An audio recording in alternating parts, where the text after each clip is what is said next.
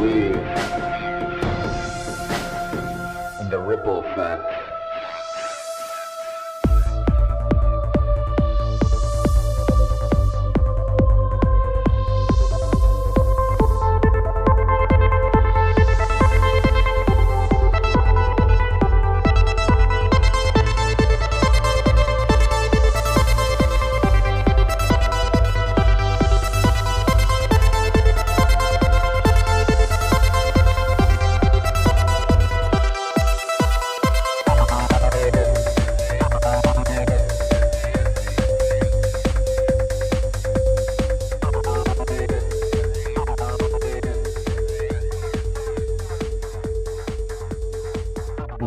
What's up? I'm back. Another episode of Ripple Effect Podcast. Of course, I'm your host, Rica Alvarez, also known as Ricky France, and a great episode for you today. Today we have fan favorite and also one of my favorite guests and people to sit down for a couple hours and chat with, Dr. Jessica Rose. Every time she's on, we always have an amazing conversation. This episode is no different, so I know you guys are going to enjoy it. Before we get into this episode, let me remind you this is a value for value show. If you get some value out of the conversations, out of the podcast episodes I bring to you, please consider giving some value back. It doesn't have to be a lot, and it doesn't even have to be financial. There's plenty of ways that you can support and help the show grow by rating, reviewing, sharing the show, subscribe to the show on all the platforms I'm on.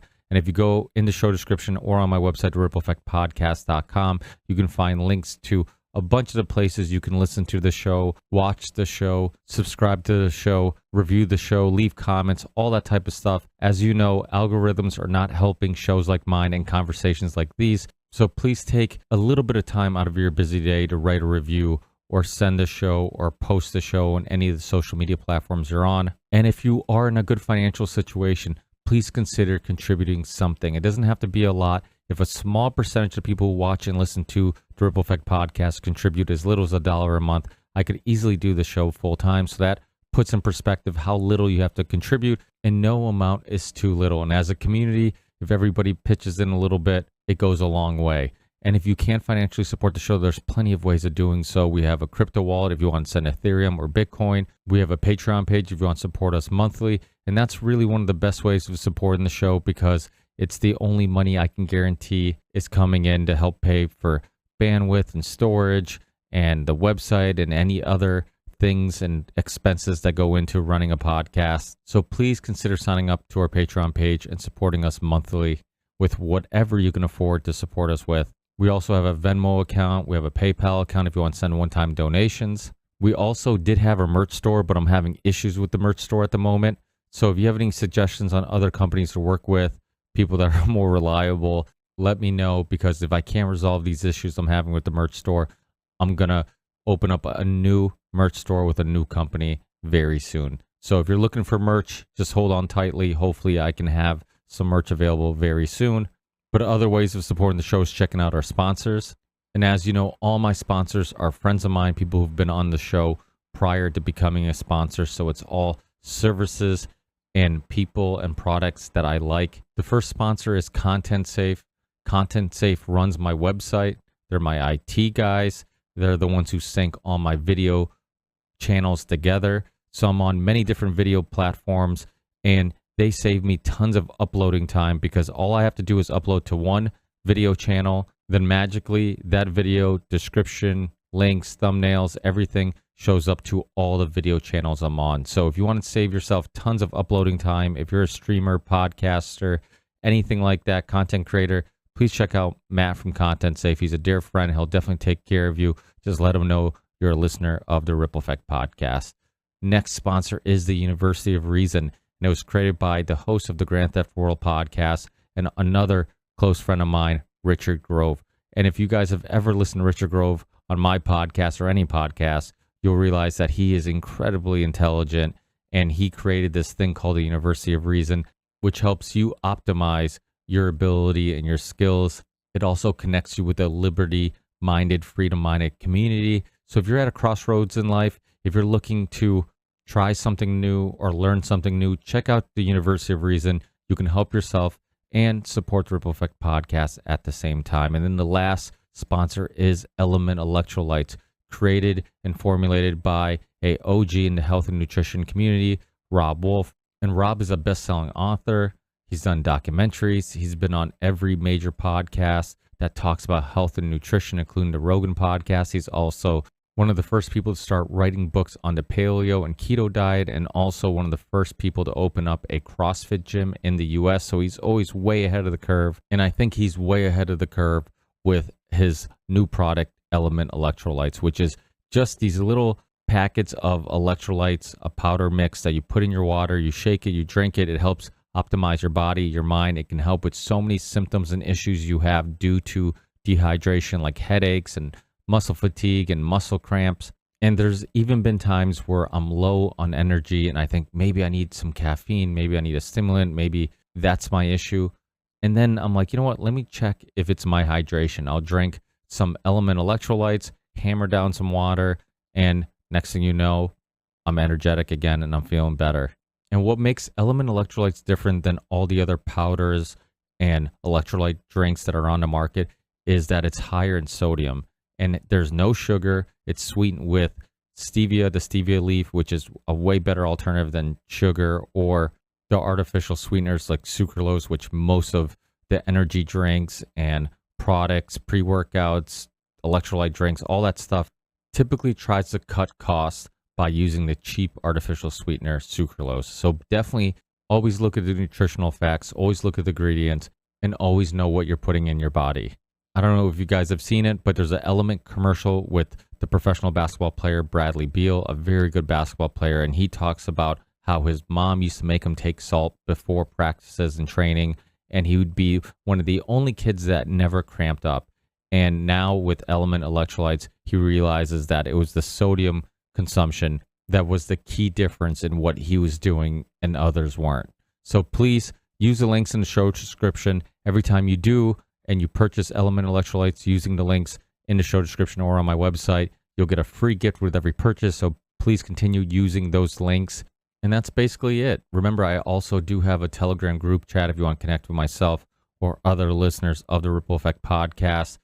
I have 2 other episodes also recorded, one with Mel K from the Mel K Show and one with Dr. Peter McCullough, so keep a lookout for those.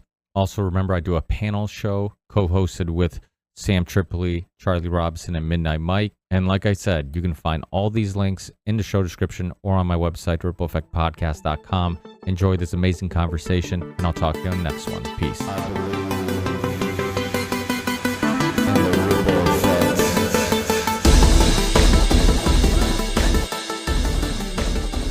How are you? Wow, it's been like a year.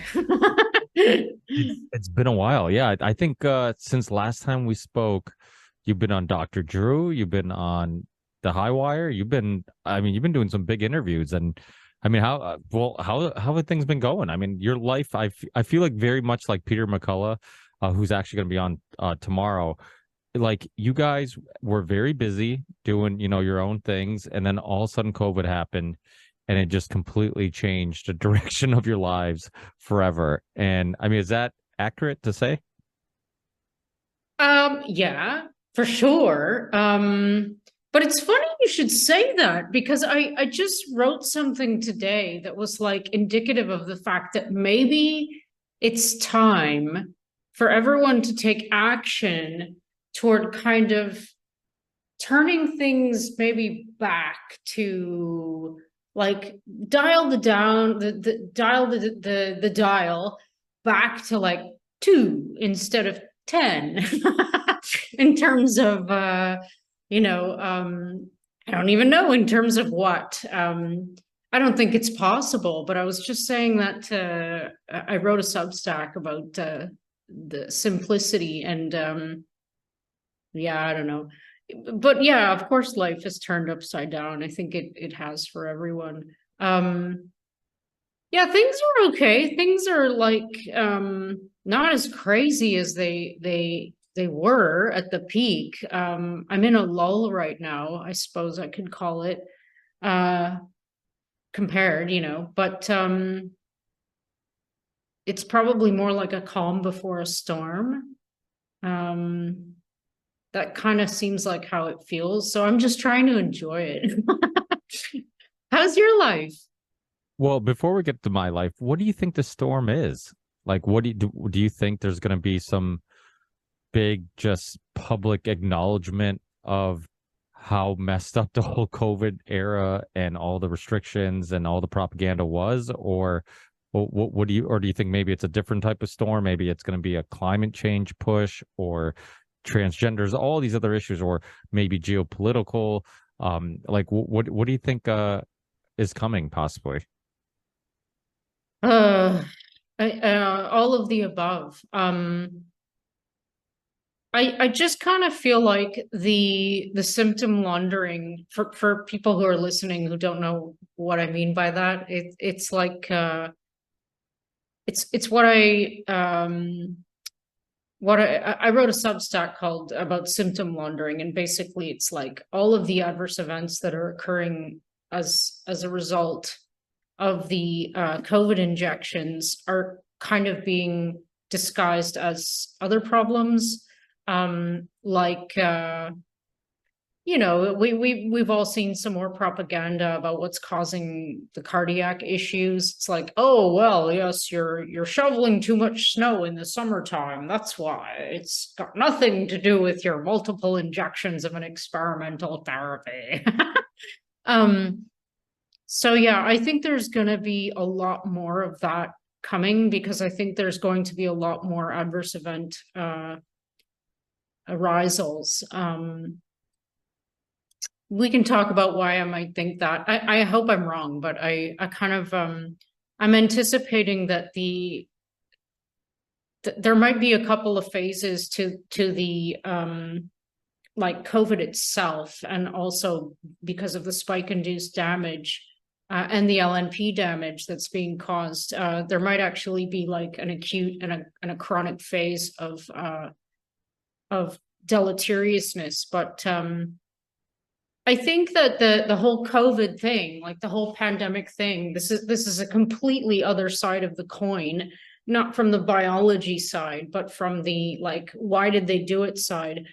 I think it was like to impose the infrastructure to just digitize us, to make us into like factories for data collection to teach AIs so that, ultimately they can, rule the world. It sounds ridiculous, but I mean that seems to be what's happening now because I mean, yeah, the compliance level was so high, as you know, to get these injections and even to go for this like green pass crap, which I still can't get over that. But like the emergence of this CBDC thing, the central bank digital currency thing, it's really here. Like it's being tested in certain places now. That's really scary. Because that's just social credit score waiting to happen. I mean, we're not going to be able to do anything unless we're so-called allowed to, and all of that is going to be tied into this bullshit about climate change and the carbon. You're using too much carbon or whatever the hell they're saying. I mean, it's all garbage in my opinion. It's more fear mongering, but for the same purpose. It's just like another step in the plan, I think. God, I sound crazy. I mean, I hear myself talk and I'm like, what the hell am I talking about? But it's like, that's what's going on right now. You can't make this shit up, right? No, and the thing is, these plans have been going on for a long time, and they sounded crazy for a long time until like we get closer and closer to the end game, for a lack of a better term. And then as we get closer, like, okay, this is a little fishy, and then that's a little fishy, and then you debunk this and you debunk that statement from the government, and you find out that their intentions for this aren't really what they're telling you and whatever. And now we're at the point where, I mean, with COVID, I think the thing with COVID is COVID wasn't the first time they've done something like that. I mean, you look at September 11th, for example. If you want to just get it into crazy topics, if you look at September 11th, I mean, All the same. yeah, I mean, it's the same idea. They scared the public. They, the code red, constant code orange, code red, anthrax in the mail, all this stuff. and then you could basically get what you wanted. And what they wanted was to go into Iraq and go into Afghanistan and get all those things and have some type of just some type of control and manipulation ability in the Middle East. And there's the PNAC documents, which the Project for New American Century, where they talked about how they needed a new Pearl Harbor. And one of my favorite 9/11 documentaries is actually called 9/11: A New Pearl Harbor. A Italian filmmaker, Massimo, who's been on the show a few times, did a incredible, I think it's like 5 or 6 hours documentary, but it's so good that you actually don't fall asleep while watching it, because you figure anything that long is definitely. But he debunks things like one statement at a time. He goes through like, what are the debunkers saying? This is why they're incorrect, and it's a really, really good documentary. And it's called 9/11: A New Pearl Harbor because, similar to Pearl Harbor, how they use that to justify their actions, and some believe, and many believe now, and that they knew it was going to happen. They let it happen. So you look at 9/11, scare the crap out of everybody after 9/11, and people were so afraid that all logic went out the window. The majority of people never even put two, 1 and 1 together and 2 and 2 together, or whatever the metaphor is. That it had nothing to do with Iraq and Afghanistan, but yet, because of some terror attack, we're going to go into two countries that have nothing to do with what happened. They lied about weapons of mass destruction.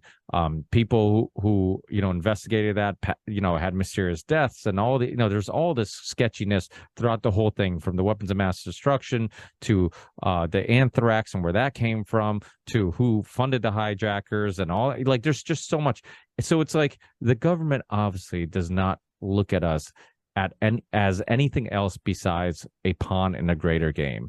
And those in power, it's not just the government, it's the lobbyists, it's the corporations that are swaying government politicians in one direction or another, or getting them to vote for one thing or another, or change policy in one direction or another. Like, none of them look at us as anything else than a pawn. And it's like that saying, if one person dies, it's a tragedy. If a million people die, it's a statistic. I think they're zoomed out, and when they see numbers of people dying from COVID, people dying from military interference or actions in overseas, or drone attacks, like, it's just numbers. It's not them, it's not their families, and they're not emotionally connected to any of these people. They could care less. So the thing is, like, it's really a similar script as in the past, but I feel like they overplay their hand so much with the censorship, with the they were so over the top with the lying. I mean, the initial statements where they're saying that like a percentage of the population was going to die, and we have to stop the spread of this deadly virus, and they're showing us videos from China and people dying in the streets, and manipulating videos from hospitals, and saying all the hospitals are filled, and they're using like the same video for every hospital in the US. It's like there's all this, like, they just kept pushing and pushing, and then I think it finally got unraveled. And I think the other thing too is, like, it's much easier to lie to us into war when everybody still gets to go to their kid's soccer game and go out to eat and go to the gym and and you're distracted. But with COVID, what you did is you had the same playbook, but you told everybody to stay home, and people were bored. And then movies like Plandemic went around, and people were like, wow, this crazy lady, Dr. Judy Mikovits, seems to be making much more sense than people on TV. I know the media is saying one thing, but what she's saying and what Mickey Wills is saying makes way more sense than what the TV is saying. And, and it gave people time to ponder and think. And just recently, Patrick Bet-David was on a Rogan podcast, and he was talking about how, like, during COVID, how many nights he would spend till 2, 3, 4 a.m., like, just Googling things and trying to figure out, like, what is going on in the world, what's true, what's not true. And I think that's not a isolated incident. I think that's many of us, and that's because we had time, and we, so I think that was the big difference between the COVID thing and past events. I think most of us with war, like, okay, like, oh, are we bombing somebody? I don't know. I got to go take out the trash. I got to go, to a soccer game. I have to go to do this. I got to go to the gym. I got, you're distracted. So it's just like it just goes in one ear out the other. But because they hit pause on everybody's life, and the big thing too is like they also directly affected the children, and I think that brought out a lot of passion and a lot of angry parents. You see a lot of people in, I've been doing this podcast since 2013, and like, going deep down the rabbit holes prior to that, doing my own research and learning about things. A lot of the people who were motivated to expose Monsanto and how dangerous some of their chemicals are, and all these chemical companies and the vaccine movement, like there were a lot of moms, a lot of just angry moms that were like, you know what?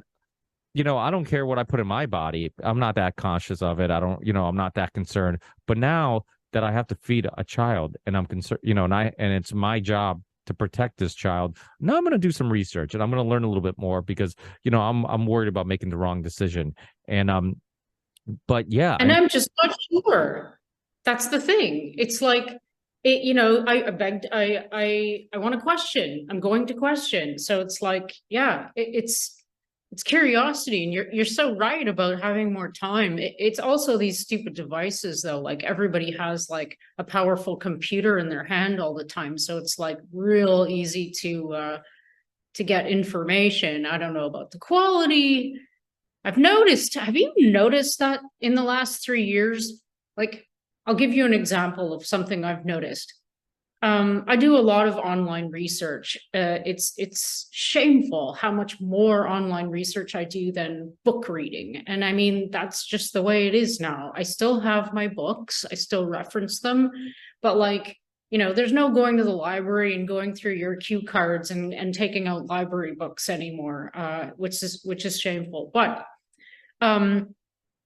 it's also bad. It's detrimental because of what I'm about to tell you. It's like, when I do a search for, I don't know, anything related to viral proteins, let's say, every single thing that comes up, no matter what engine I use, is like, first of all, it's all related to this COVID crap. Like, I can't get anything that doesn't have something to do with that, or some ad saying I need to get injected with some crap. And just the whole milieu has changed. It's like, it's not just that you'll find like the top debunking, crap articles from Reuters, on the top listing, and then you'll find the good stuff at the bottom. It's like it almost seems like there's been like a marginalization of the broadness of information that you can find. It's a weird thing to say, and maybe I'm not explaining it with a good enough example, but I've definitely noticed a change. It's like, and I know this has something to do with these bloody AIs. I know it.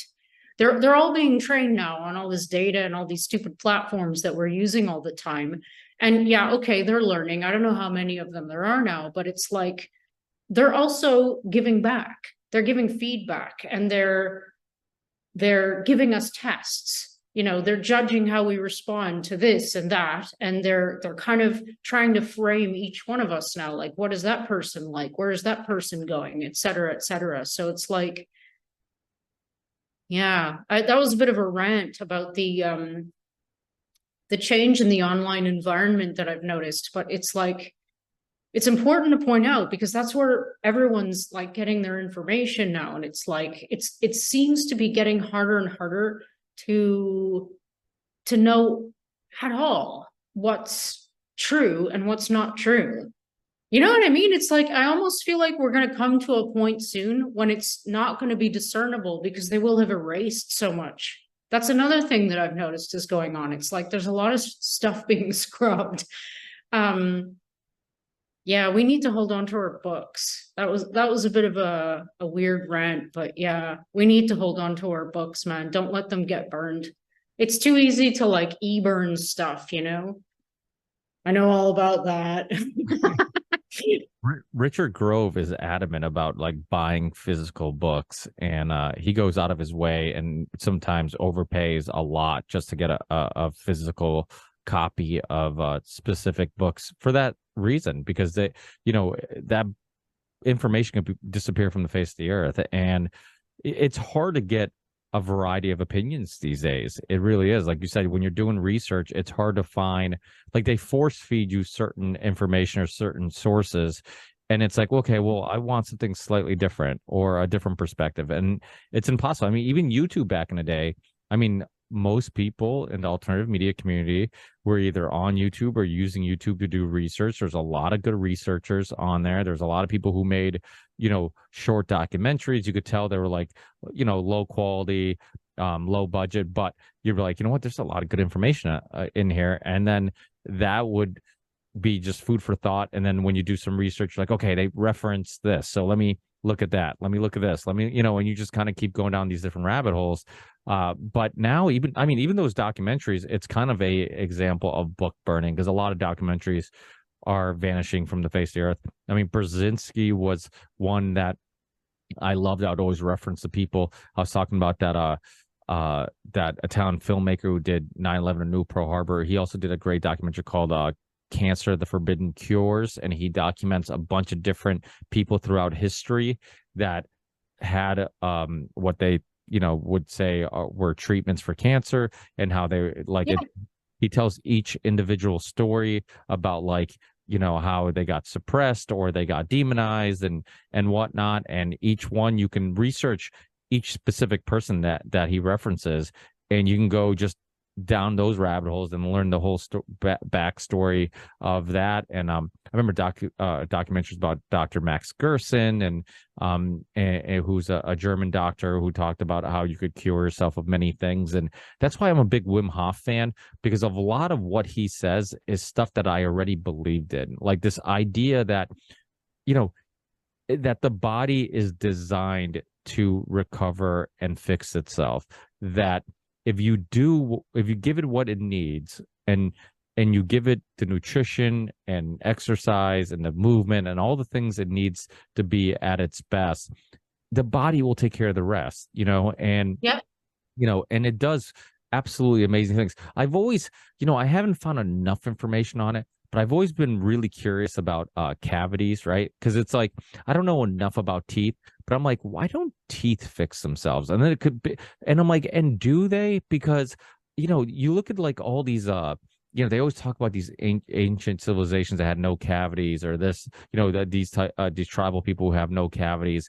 And I'm like, I wonder if there's something in the toothpaste or something in the mouthwash or something that is disrupting our natural bacteria. I've heard people make that argument that, like, there's some natural bacteria in your mouth that it's disrupting, and which is preventing it from, like, healing or being strong or whatever. And I'm like, kind of makes sense. I'm like, I wouldn't be surprised, because even with skin cancer, I know people are always sending me stuff, because when you have a podcast, it's actually helpful, because some of my best researchers are listeners of the show who are like, hey, check this out. Today I got a video.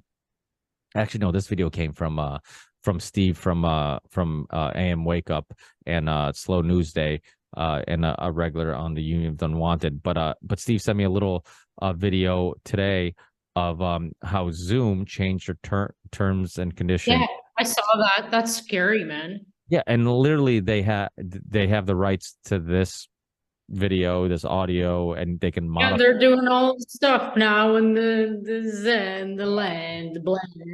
It's Yeah. So it just, we're living in a world where, and the thing is, the more the more time we spend in the virtual world, the worse it is, because the virtual world can be manipulated. It can be changed. It can be modified. Like, a book is written, that information is in that book. It's there. You have a copy of it. They can't go back and change it or whatever. You'll forever have the research and whatever was written in that book. Online, you could just change stuff. I mean, you don't know what was factual, what was initially written, what wasn't initially written. So I mean, we had, I don't know if it was on the Union of Unwanted or on the Ripple Effect podcast, I had a conversation about, like, a post-truth world, and how I believe, like, we're going to live in a post-truth world where truth is not going to exist anymore. You're not, or at least you're not going to know what is truth, what isn't truth, because everything is going to be manipulated. Everything's going to be swaying people in one direction or another. And, how do we fight that? I mean, I guess build little communities, we need to like disconnect more. I always have my phone on silent, right? And we have a little family business. And so sometimes people get mad at me because they're like, dude, don't you ever pick up your phone? I'm like, listen, my phone's always on silent. So when I'm doing something, I'm in the now. And then when I have a moment, I look at my phone. I'm like, oh, somebody called me. I call them back. I'm like, back in the day, we didn't have cell phones. You need to get a hold of somebody, you call the office, right? And I'm like, so I know it's not a emergency. Like there's nothing that can't wait most of the time till I have a second. And if what ends up happening, if I say, you know what, like this is an inconvenience to others, let me keep it on vibrate and get every notification. Now I'm never going to be in the now, because every time my phone vibrates, I'm going to look at, oh, I got an email. Oh, I got I got a notification on Twitter. I got a, whatever. So to me, it's my little way of like detaching a little bit, from saying like this phone is not going to control my life, and it's not going to prevent me from being in the now, because I consistently will listen to podcasts and, oh, let me check my emails real quick. And next thing you know, I'm like, I don't remember anything from that podcast I had playing, because I was like distracted or whatever. And it gets harder and harder for us to, like, our attention span is just shrinking and shrinking, that I even doing research has become difficult, because like 2 seconds into it, if I don't find something super juicy or interesting that's, that pulls me in, I just like tap out, or I just like, oh, what about this? Or let me go do that, so it's difficult, but that's like my little trick on how I try to detach. But detaching is important.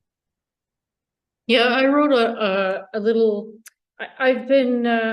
I'll talk to you about this because the timing is right, and it's like, yeah, you'll get what I'm gonna say.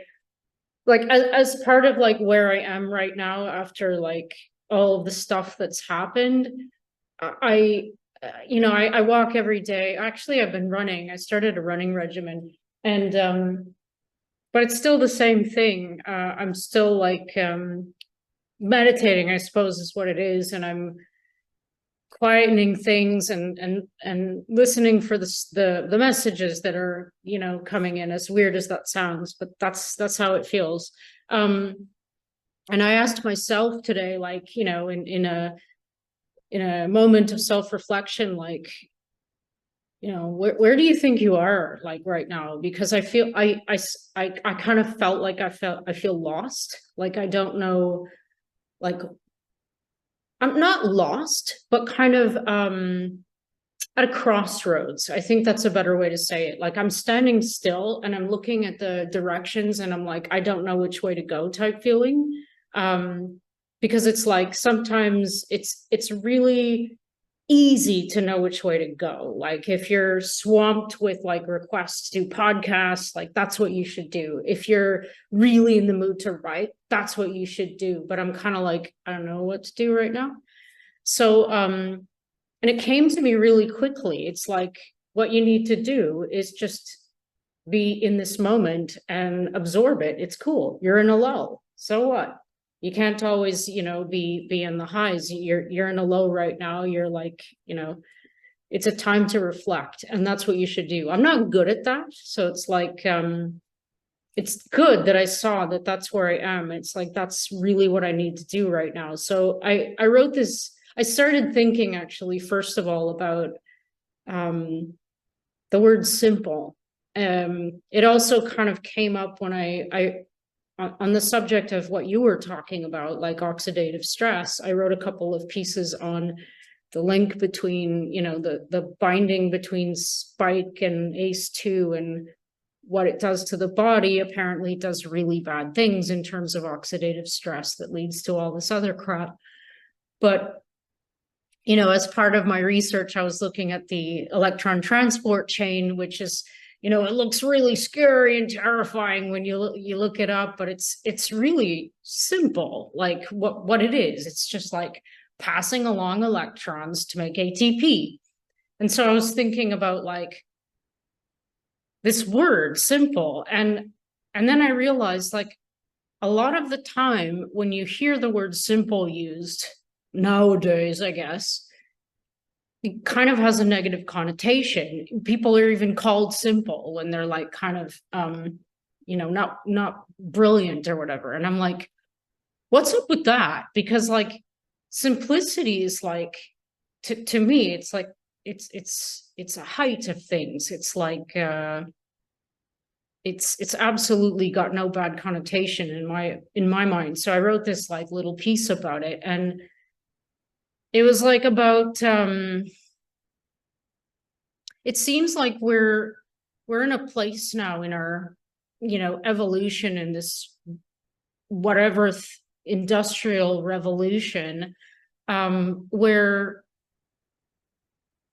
we've, I don't know how to put this. It's like we've achieved some kind of momentum that doesn't even allow us to recognize what something simple is, let alone how beautiful it is, because it is what we are. It's like having, I'll try and come up with an example, like having a family, like having a couple of kids and a husband and a house, and somebody works, and maybe you have a farm, like it's kind of like what a lot of people think of when I think they if they were asked to think of what a simple life might be.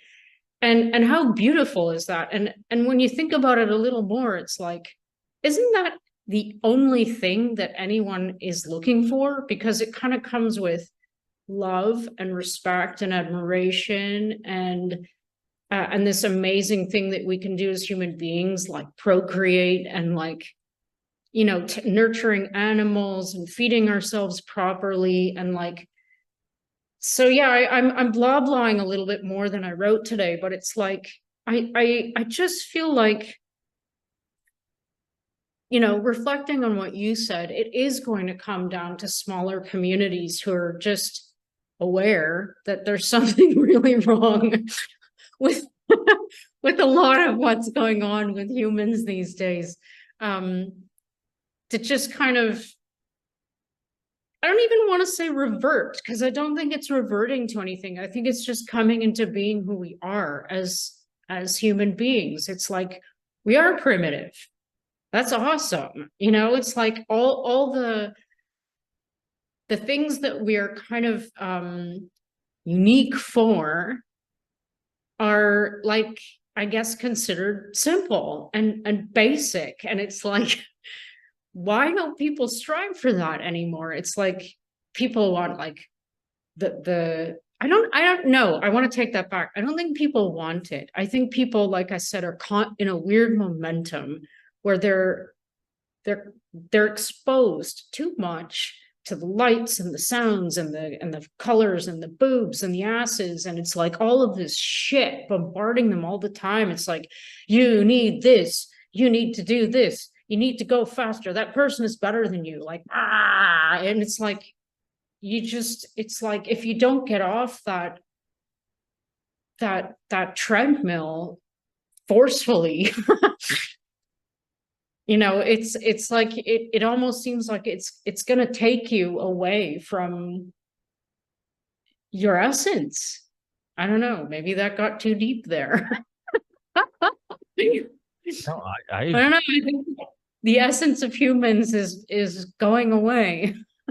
well, I agree 100%. I use another word that gets demonized a little bit and looked down upon, that I also think that we take for granted or misunderstand, and that's content. Like, I always tell people, I'm like, what's wrong with being content? And to me, content means appreciating what I have and not pondering on what I don't. Like being content with what I have. Like, understanding that it could be much worse.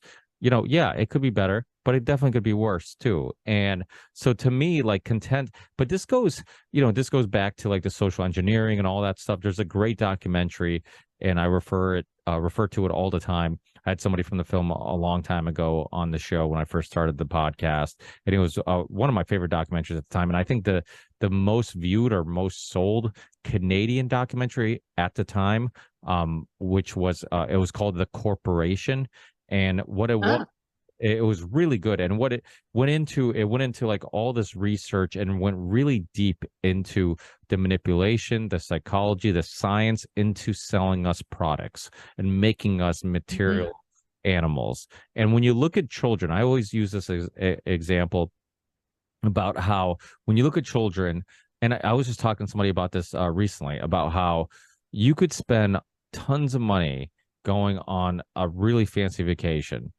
and having all these events and all these sites. I mean, you could go to I actually I think I was talking to somebody about this and they're like, this actually just happened to me. They're like, we were at Disney World and we were we're gonna go to Disney World. We're at the hotel, we're at the pool. The kids made some friends and they didn't want to leave. And we're like, no, we're going to Disney World. This is expensive. We've already saved all this money to spend there. They're like, no, we don't want to go. We just want to hang out at the pool. And I'm like, that's exactly what I'm talking about. Like, you assume that the kids are like they need this luxurious trip or whatever. But they're just like us as adults. Like, once you see past the bullshit that like, you know what? I'm happy with just some simple friendships and community and just some games and whatever. And so to me, like, that happens when we're young. Like, we're born understanding that happiness isn't how expensive the presents you get or whatever, but it's being around your friends, it's being around your family, it's laughing, it's playing games together, it's creating those type of memories. And then as you get older, little by little, the social engineering kicks in, and it's like, hey, the path to happiness is paved by ones and zeros in your bank account and a brand new car and a white picket fence and constantly striving to get promoted and get a job that will starve you of all your energy and the best years of your life and really doesn't give a shit about you. Like, that's the path to happiness. And then what do we get when people go down that road? We get a 50% divorce rate. We get people who are self-medicating. We get because everybody was sold a freaking lie. Oh man, that is like a crazy topic. Let's talk about that. But here's the perfect analogy, and everybody can relate to this because it's about cats. You buy your cat this like $400 cat toy or a cat tower, right? And you're like, oh, I'm so excited for my kitty. And you bring it home and you take it out of the box, and the cat goes in the box and doesn't care about the stupid $500 tower. That's the reality. Perfect analogy, right, Liam? I I actually just got cat. I since last time I met or we talked, I am now a cat owner. Yeah. I Did you? my parents have my parents think they still live in Portugal, and they have like just all types of animals in the backyard: rabbits, goats, chickens, cats, dogs, and they have one cat that for some reason cannot stop getting pregnant and keeps having babies. And of course Why? it's so my kids, of course, they're adorable when they're little, the little kittens. And so my kids are just like, Dad, can we have one? Dad, can we have one? Dad, can we have one? And we did have one live with us for a little bit because we had a mouse problem. And I spend tons of Oh, money on trying to get rid of these mice. And I'm like, I bought scents, I bought every single type of trap you could think about. And it was during the winter. Dude, yeah, exactly. I got a freaking cat. I'm like, I told my mom, I'm like, I'm borrowing your cat. Got the cat. I've not had one issue ever again. Like I only had the cat over for like 2 weeks, but mhm. and then I think we were out of town, so we gave the cat back, and then we're like, you know what, it did its job. Maybe we don't need a cat, and then like it kind of planted the seed in my kids' brain. They're like, hey, maybe we could have a full-time cat. Maybe we could be cat owners, So I'm like, we'll get some kittens, and so once the cat that keeps getting pregnant had more kittens. We're like, hey, we'll pick one out, and we took one, and now we have it. And yeah, it's still it's only I think 4 or 5 months old. So it's still very playful, and but yeah, I mean it's nice. I mean, I grew up with animals, you know, most of them we ate, but I still grew up with and Don't listen, Annie. but well, no cats. We didn't eat the cats. We definitely ate the rabbits, we ate the goats, we ate everything else. We're Western European, not Asian. And so but it so yeah, but there was also appreciation for food, right? It was weird because it was like growing up, I I quickly understood. I never confused the two of like, oh, my parents like animals and they eat animals. Like that's just like I understood that like it takes work to take care of the chickens, and at anytime like they find a chicken that was dead, they get like all angry, like, oh my God, somebody killed a chicken. And I'm like, what are you getting mad about? Weren't you gonna kill it? But it was like understanding that they appreciated the chicken because the animal was eventually gonna feed the family and there's appreciation to it. And they also, participated in raising the animals and feeding the animals and keeping it alive. So there is this like appreciation, which it was nice because I never had this detachment from what I ate and from understanding that life requires eating life to survive. And I always tell people who don't eat meat, I'm like, listen, if plants had mouths, they'd be screaming while you're eating them. Like they're alive too. You're just picking and choosing which life you want to eat because it's based on how cute they are. But like plants are alive. And according to a lot of like interesting research, they might be way more intelligent than we think they are. So, Right. to me it is a fascinating thing. But boy, did I get us way off topic. What were we talking about before? We were, I think, like we should head into this medicated like madness topic because it's like that's just become totally the norm, hasn't it? It's like I can't believe it. It's normal for children to be medicated, Ricky. What the hell? What the hell? Well, to me, if a child does not want to go outside and does not like has no energy, there's something wrong with that child. In today's day, like if your kid is active and full of energy, instead of saying, "Hey, how about we use that healthy energy you have on something productive and use that motivation you have to go do something," we put them on a pill. And I think a lot of it's because of we. I don't think parenting is a job that we take seriously. To me, it's like it's I agree. Agree. like who the hell was I just listened to that was talking about this?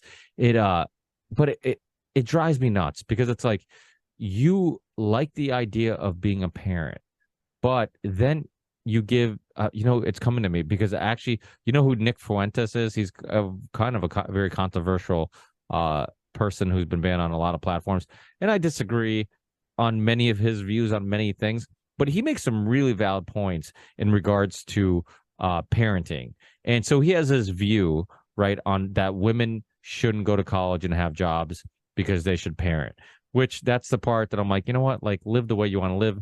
I don't care. Like if you decide you want to be a parent, great. If you decide you don't, that's fine too.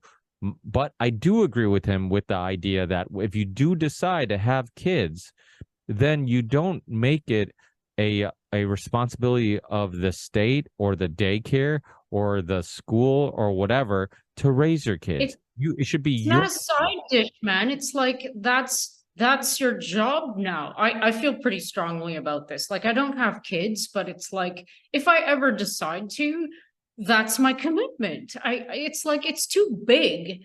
And I know that people can have multiple children. I don't know how they do that because I think having one would be like, whoa.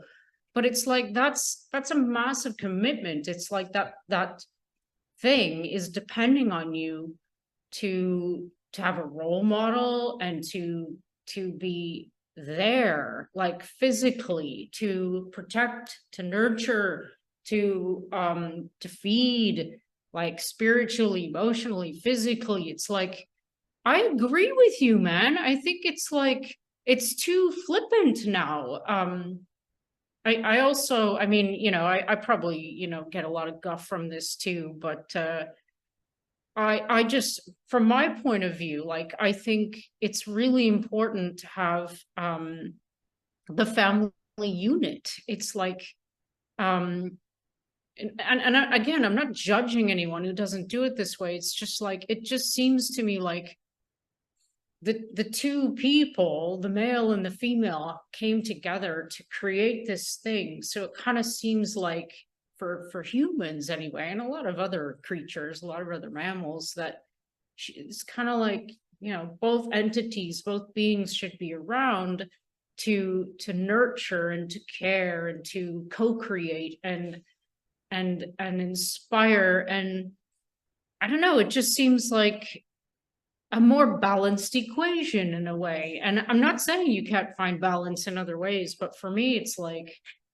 I really like resonate with what you said. It's like I don't think people are taking it seriously anymore either. And I think it's real easy to see.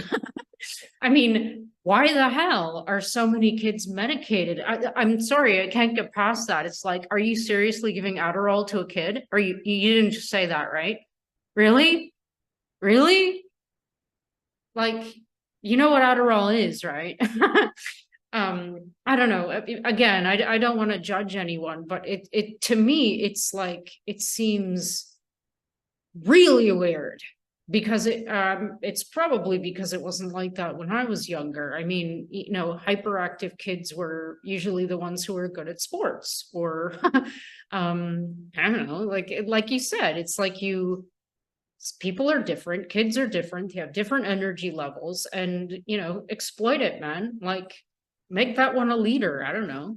And why do we look any different than we do adults? Like, if an adult is really lazy and doesn't feel like doing anything, we look down upon it. Like, dude, go do something. That's what I said in my article today. Exactly. Exactly. It's like rest has been demonized now. It's exactly what I said. It's like you're not even allowed to do nothing without someone making it seem like you're a useless lump of meat. It's like, no, doing nothing is really valuable. It makes you more productive if you do it in a valuable way. It's like, I don't know. Well, It all comes back to that simplicity thing. yeah. Well, I was referring to how, like, if kids are too active, we want to give them a pill and pill them down. Ah, But if adults are too active, we're like, he's a go-getter. He's a great, he's full of energy. right.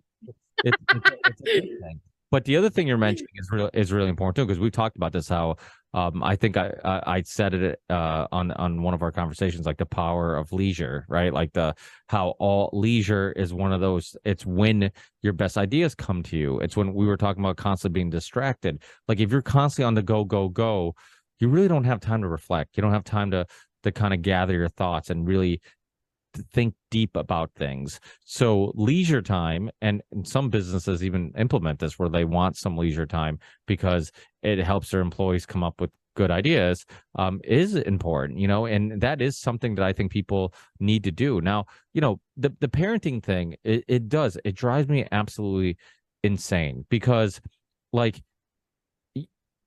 if somebody says no to overtime, right, or to work on a weekend, we're like, they're lazy, they don't take their job seriously. Why? But yet people pawn off their kids all the time to, like, a babysitter or the grandparents, or to, well, at least the grandparents are a better alternative because at least they're family and they're going to care. But, like, daycare, whatever it may be, and they just don't even want anything to do with, like, the stress of raising a child, and they don't have energy. Yeah. And they don't have, and to me, back in the day, like, you used to have and this goes back, you want to get a conspiracy, some people believe the feminist movement was pushed because of this. What's her name? It has merit, man. It has total freaking merit. The destruction of the nuclear family. Think about it. Think about it. Oh, it makes perfect sense. And the one of the head feminists. Oh, it's been so long since I went down these rabbit holes. But the one of the faces and icons of that movement worked for, like, had funding from the CIA, had links to the CIA, and it makes perfect sense. I mean, you had a huge percentage of the population that wasn't in the workforce, which means they weren't taxed, and it also means that, family was raising the kids instead of the state, which means you could implement agendas and all this stuff. I was just listening to the High Wire earlier today. The most recent episode had this doctor, I forget what her name is, but she was talking about how like sex ed, how like this agenda would pushed by the transhumanism humanism movement and agendas, and then all this transgender stuff and all this conversation, like this didn't just start. And just like the feminist movement was probably like baby steps into the eventual end game and direction of like, hey, family just isn't important anymore, and let the state raise the child. It's similar thing with like sex ed and all that stuff. Like it was similar thing where it was about like sexual, they sold it as it was about sexual education, but what it was like sexual freedom, and it was about like just do what you want, don't judge people, like it. And Really makes me want to like break things and vomit. Like that whole thing, it's like, what the hell are you people talking about?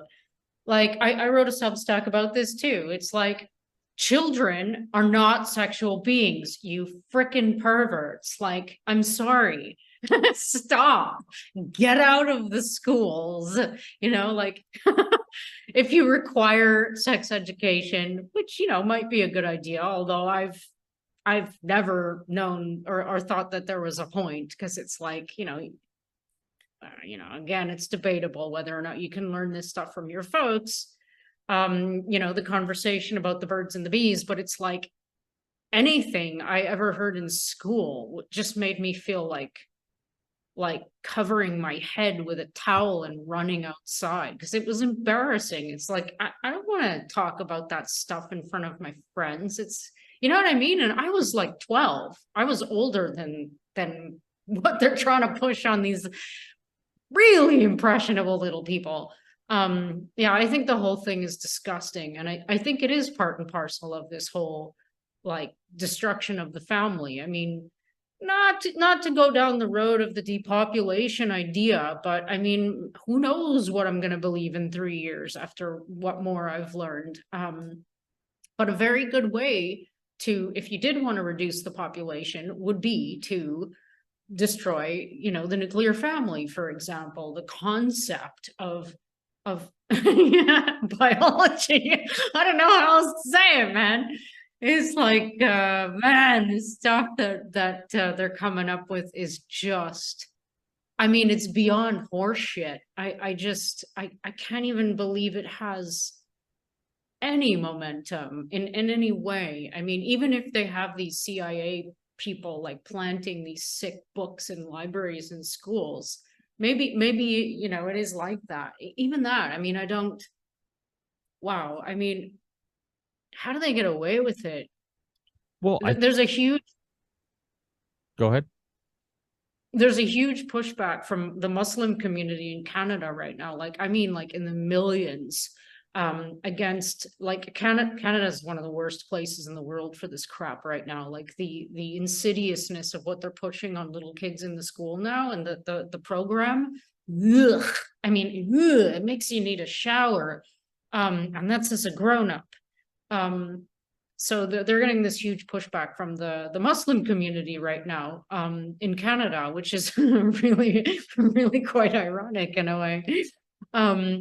And beautiful too, because it's like, yeah, we don't want this crap in our schools, man. Teach our kids math. Like, go away.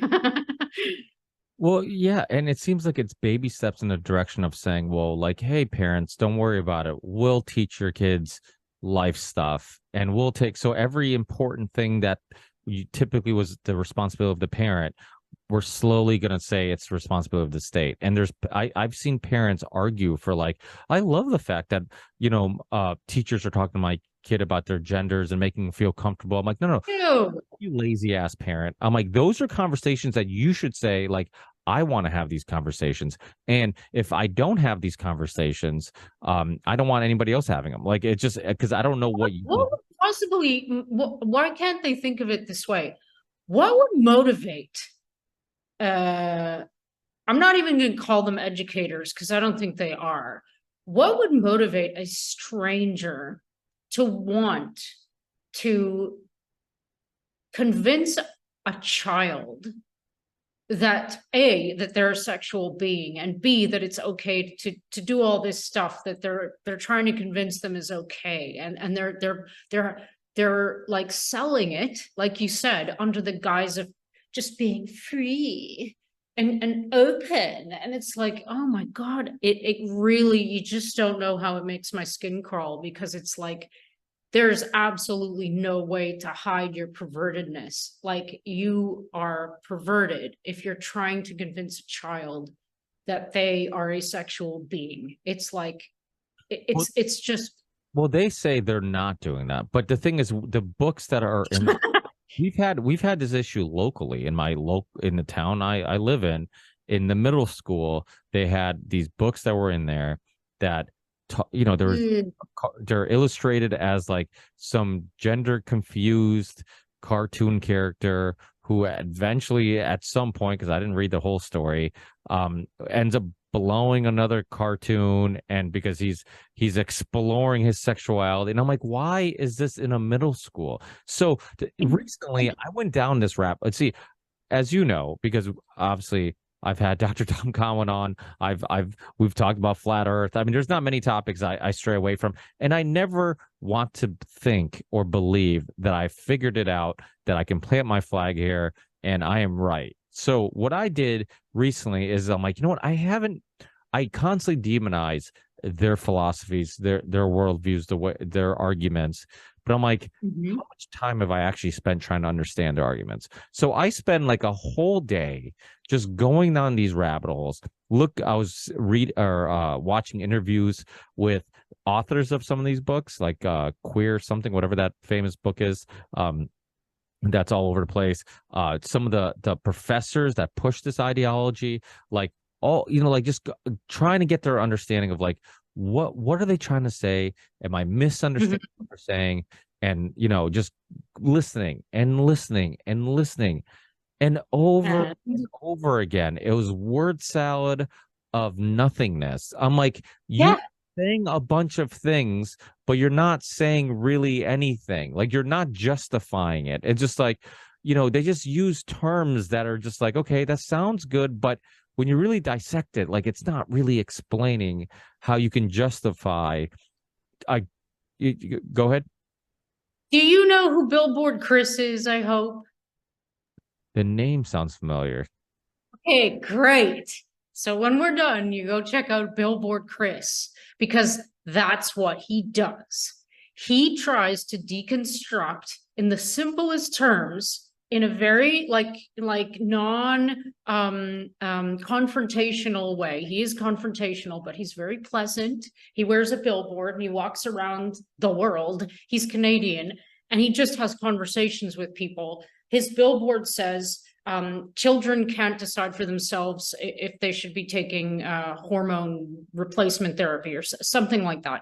He's very much against this whole agenda to transsexualize children and mutilate them, which is, that's part and parcel what this is, condoning. He's excellent. He's very ballsy. And he just asks the people who are the worst kind of, barking at him, what does it mean to be transgender? Like, for example, very basic question. And I've watched a lot of his encounters, and I haven't heard anyone give an explanation yet, because there isn't one. It's like, it's amazing. You got to check him out. He's a good dad. He represents a lot of the actual people on the planet right now, rather than what the agendizers are trying to make us think, which is that everybody thinks this is normal. No, we don't. Well, um, and not just that. And if you don't think it's normal, you're insensitive. I've used the example right, yes. Oh, yes, I'm so insensitive. that's like my kids saying like, Dad, I feel like, deep inside I'm alcoholic. You should let me drink alcohol. And I'm like, you know what? I'm gonna be a supportive dad. I'm gonna let you drink as much as you want because this is who you are, and I don't want to suppress who you are. It's like as parents, we're supposed to protect them from themselves. I saw an interview with Dwayne Wade about his I can't remember if he had a daughter that came home and one day decided that she was a boy, or they have a boy that one day decided it was a girl. I can't remember, but either way, it was one of the two. And not and today's date, those aren't your only options. Now there's like a billion options. You can be, sexual, whatever, these pansexual, whatever, all the weird, Oh, but he I heard him. It was like, I don't know if somebody sent it to me, like a interview with him on Oprah, and he's talking about like his boy or his girl came home and said like, today I want you to call me, and it was a name of the opposite sex, and I want you to talk to me like I'm a the opposite sex. I'm, all this stuff, and the parents are like, Dwayne Wade's like, yeah, it was a little weird at first, but you know what? Like, we're supportive parents. We're like, we can do this. We can support him, whatever he wants to do or what she wants, or whatever. And I'm just like, what is wrong with you? I'm like, first of all, like, that's why that, whatever they want, it's a kid. It doesn't know what it wants. It probably saw something and was like, I was a tomboy. It's like, it doesn't mean I'm a freaking male. It just means I'm comfortable in t-shirts. yeah, I agree. Crazy. I mean, Dennis Rodman wore a dress. We don't see, we don't see him as a woman. I mean, he's it just, to me, it like, that's why that movie, What is a Woman, was intriguing, because I'm like, okay, for the longest time I didn't watch it. I'm like, I kind of know where he stands. What's the point of watching it? But then, I'm like, what? One night I'm like, let's just watch it. And it was interesting because the name of the documentary was like, it didn't even hit me before I started watching it how clever it was. Like, this idea of like, okay, so what is a woman? Because you're saying if you're a guy, you can dress like this, but that's, you can dress in heels and get boobs, or that's a woman. But then if you're born a woman, you're saying that that's not necessarily a woman. You can decide to be a male, but yet, like, you're kind of denying that a woman are these things. So a boobs, and these physical attributes are what is a woman, only when it suits you. But when it collides with your argument, then all of a sudden it's like, oh, that's not a woman. A woman is something else. And it's like, it was the way, it was a clever way of like, and he was just asking, then he's like, then what is a woman? And it's something they can't define. That's why even like the feminist movement doesn't make a whole lot of sense, because it's like we celebrate, Jennings, whatever his name is, oh my God, the cross-dresser, the Kardashian father. I'm having a brain. Oh God, you're asking the wrong person. Well, he's a famous Olympic athlete who decided to. Kris Jenner? Did I get that right?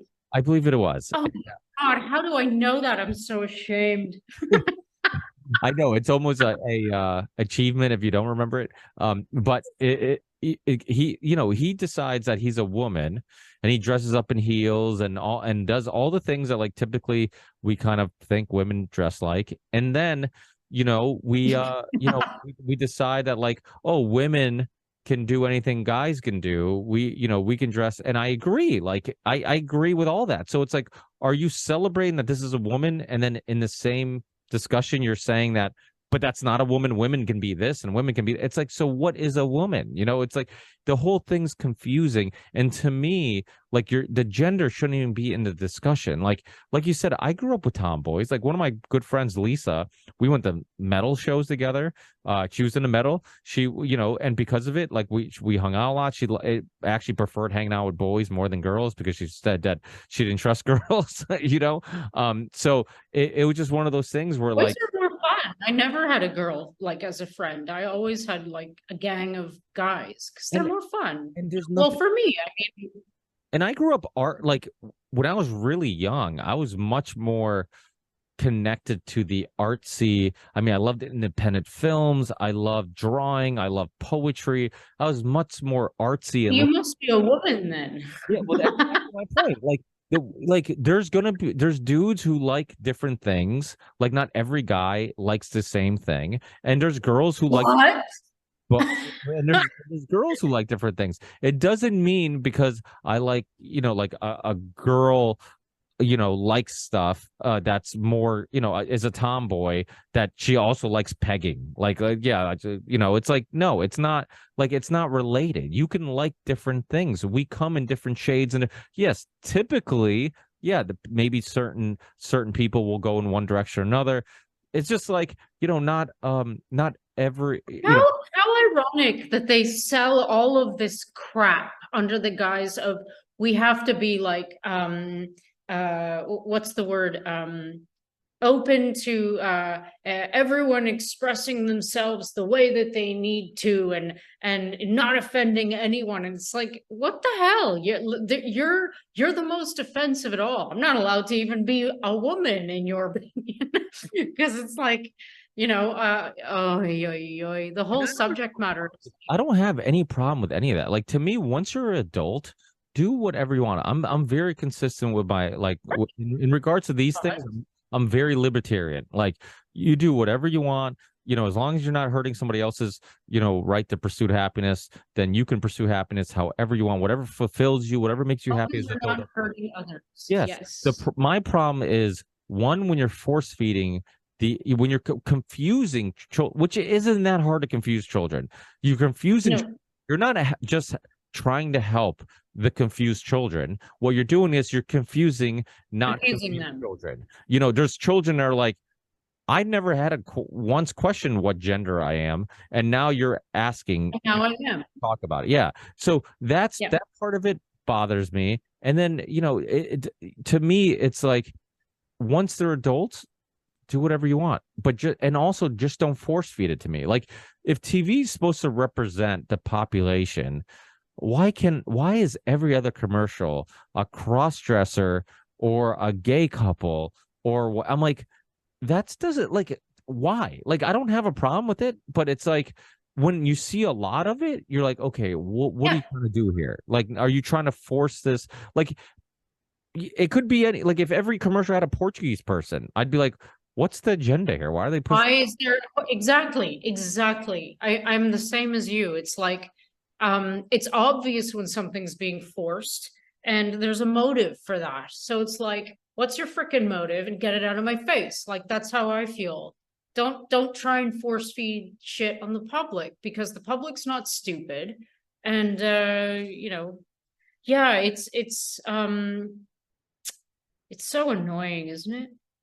I'm very sad at what's going on in Canada.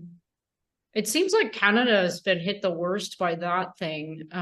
This whole like praise the I don't even know what to call it. Like because I have nothing against anyone, some of my best friends are gay people and blah blah blah. It's like, don't get me wrong. It's like I embrace anyone who's not hurting other people, really, honestly. I can love you no matter who you are if you're a good person, but it's like it's almost like there are these forces that have been, when you watch Billboard Chris, you'll see what I'm talking about. It's like if there's, say, a parade, like a pride parade or something, there will be this tiny group of people who he calls what does he call them? The and Tifa, I think, and they're wearing like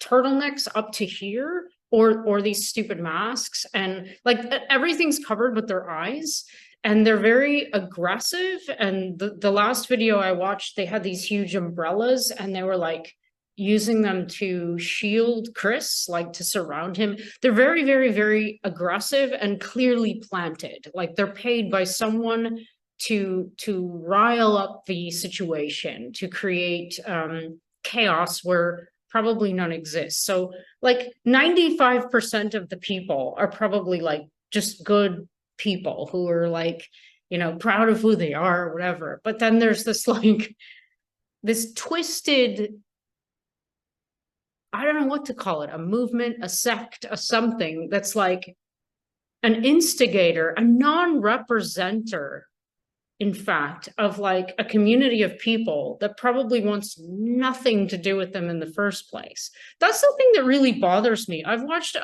quite a few interviews with people who've gone through the physical part of transsexual journey, like a guy who converted themselves into a female with the help of surgeons. And they got absolutely, this one guy, I remember, he got absolutely bludgeoned, just completely disfigured by what this surgeon did. And really sweet human being, really dear, and just saying, I regret every single thing that I did. And he describes by age, like what he was exposed to, why he thought there was something wrong with him, why he thought, you know, I need to, you know, express myself as best I can as a female because that's who I am. I need to take this to the next level because that's what's going to make me happy. And then it wasn't until like much later on in his journey that he realized, like, I destroyed my physical body to discover that that's not what was going to make me happy, because I wasn't happy inside. And so it brought him back to his own childhood, and he mapped it all back. It's really this particular interview. I'll try and find it so we can post it. It's something that everybody needs to watch, like absolutely everybody, so that they can understand. It's like you were saying, it's like I don't say no to anything, and I really want to understand like the perspective of the real people, not these weird CIA instigator people, but like the real people in the real communities. And so yeah, this guy was a good example of understanding how insidious it is to prey on little people, like to children, like to plant ideas in their heads before they even can conceive of what those ideas might be. Like, do you remember when you were really young and like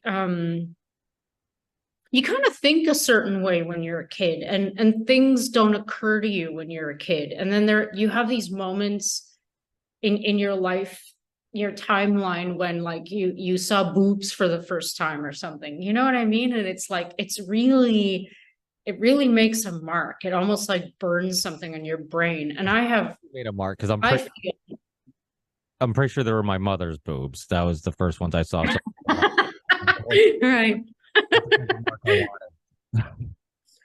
Right.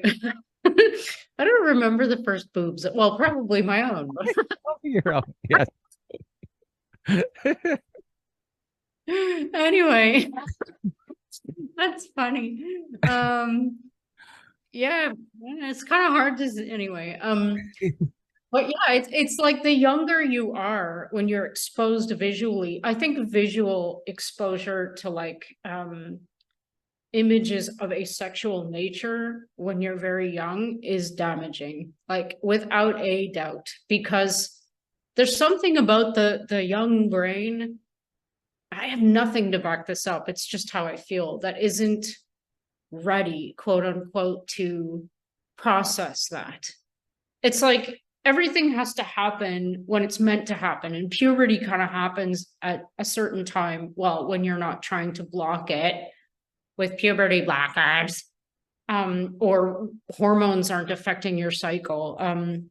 It happens, at a certain age for a reason. So it's like it's almost like the more you try and go against the beautiful design of nature and biology itself, like the more of a shitstorm we're going to get.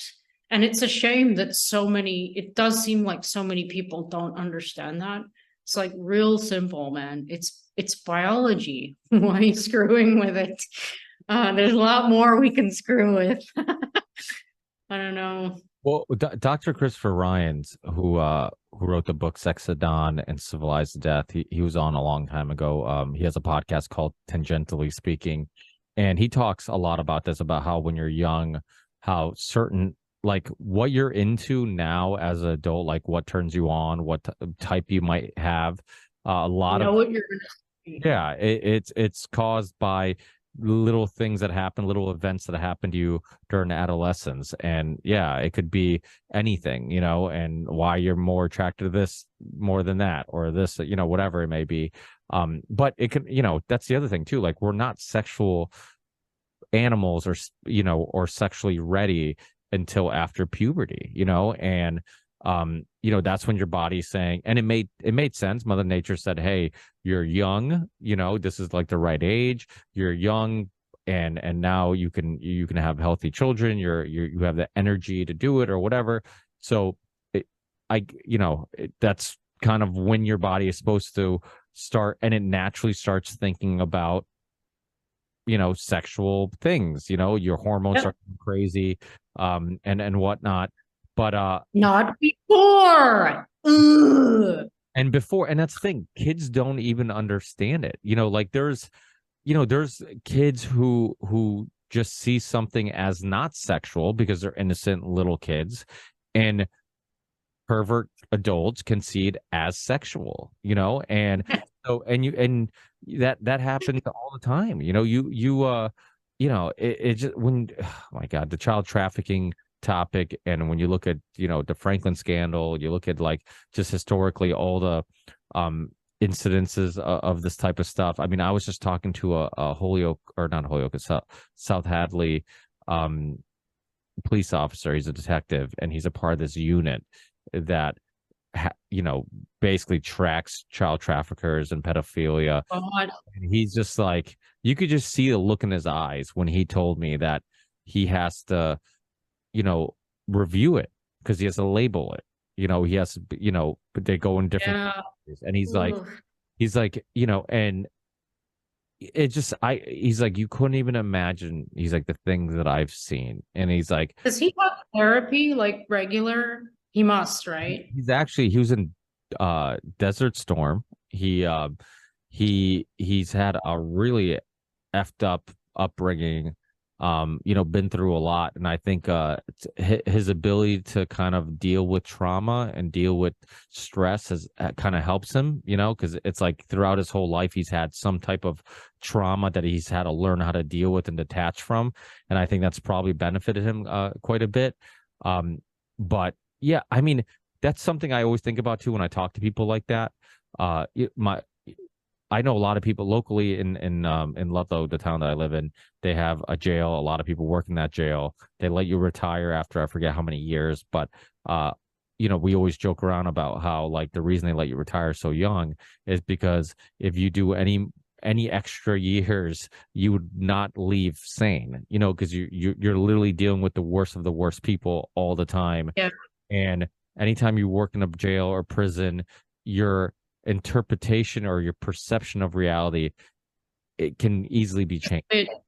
Yeah. It's almost like if I'm a good person surrounded by good people, I go to church, or maybe I don't even go to church. Maybe I'm just a good person who has had great parents, good upbringing, good, like, and then I start a conversation with you about Jeffrey Epstein and child trafficking, and you'll look at me like you don't believe people like that exist, because in your reality they didn't exist, and so it's hard for you to comprehend that evil like that exists. I think the same thing happens in reverse, where if you're surrounded by the worst of the worst people. I knew this guy who he's actually a Chicopee officer in this town nearby, the city nearby, and he used to work at a local prison, and he talked about how his wife would pick up on the fact that little by little he just got more and more paranoid about his kids. Like he wouldn't let them be anywhere, without it's like, oh, okay, we're gonna stay at blah blah blah's house,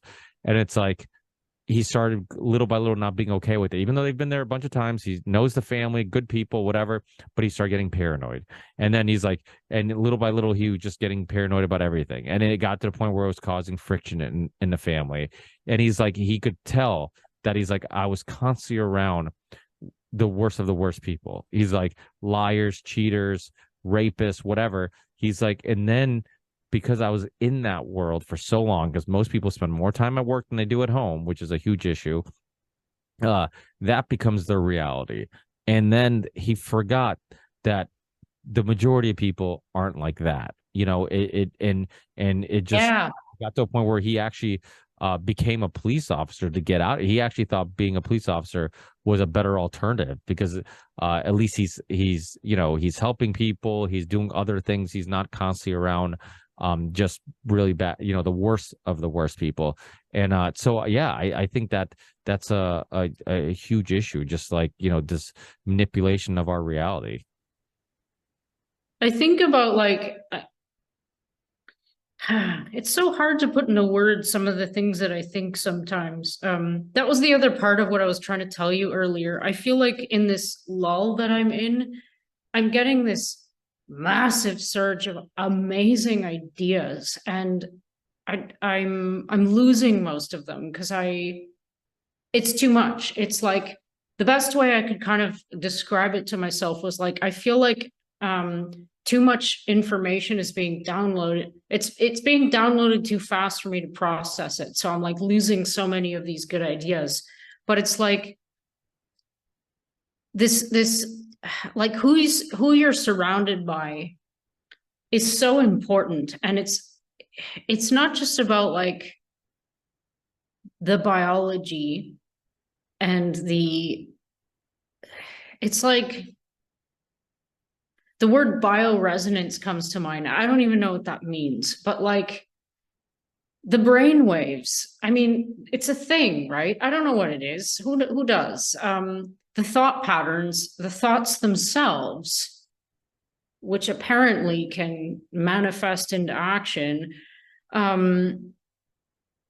What the hell effect? Like I'm visualizing that you're this person that you just talked about in this environment, and all I could think of was like Negative energy. Yeah, for lack of a better word, like an onslaught of some kind of vibrational energy that is probably very different from like what you would get if you were hanging out with a bunch of kids, for example. Like it's definitively different, and somebody needs to study that. It's really interesting. Like, what the hell is the difference? Like, what is being emanated? What is being received? Like something is. What? I mean, I find that really fascinating. It was a bit of a tangent, but what was I going to say though? It was I don't remember. You were talking about being in a low and how the good thing about being one of the good things about being in this low is that a lot of good ideas are coming to you, but you can't grasp them or hold on to the majority of them. Yeah, I'm not getting them out fast enough. Like, do you write like I notes on your like? No, but I was just gonna say they're written in my head, like from beginning to end. If I'm working on a review article for a journal, and I get stuck, on it, what I need to do is go, on my walk, meditate, whatever it is, and an outline will come. And then I just follow that outline, and it's like, it's done. As soon as I visualize it, it's done. Like I just literally have to do this. But like, I feel like, there's so many of those things, the ideas coming in, and I just don't have.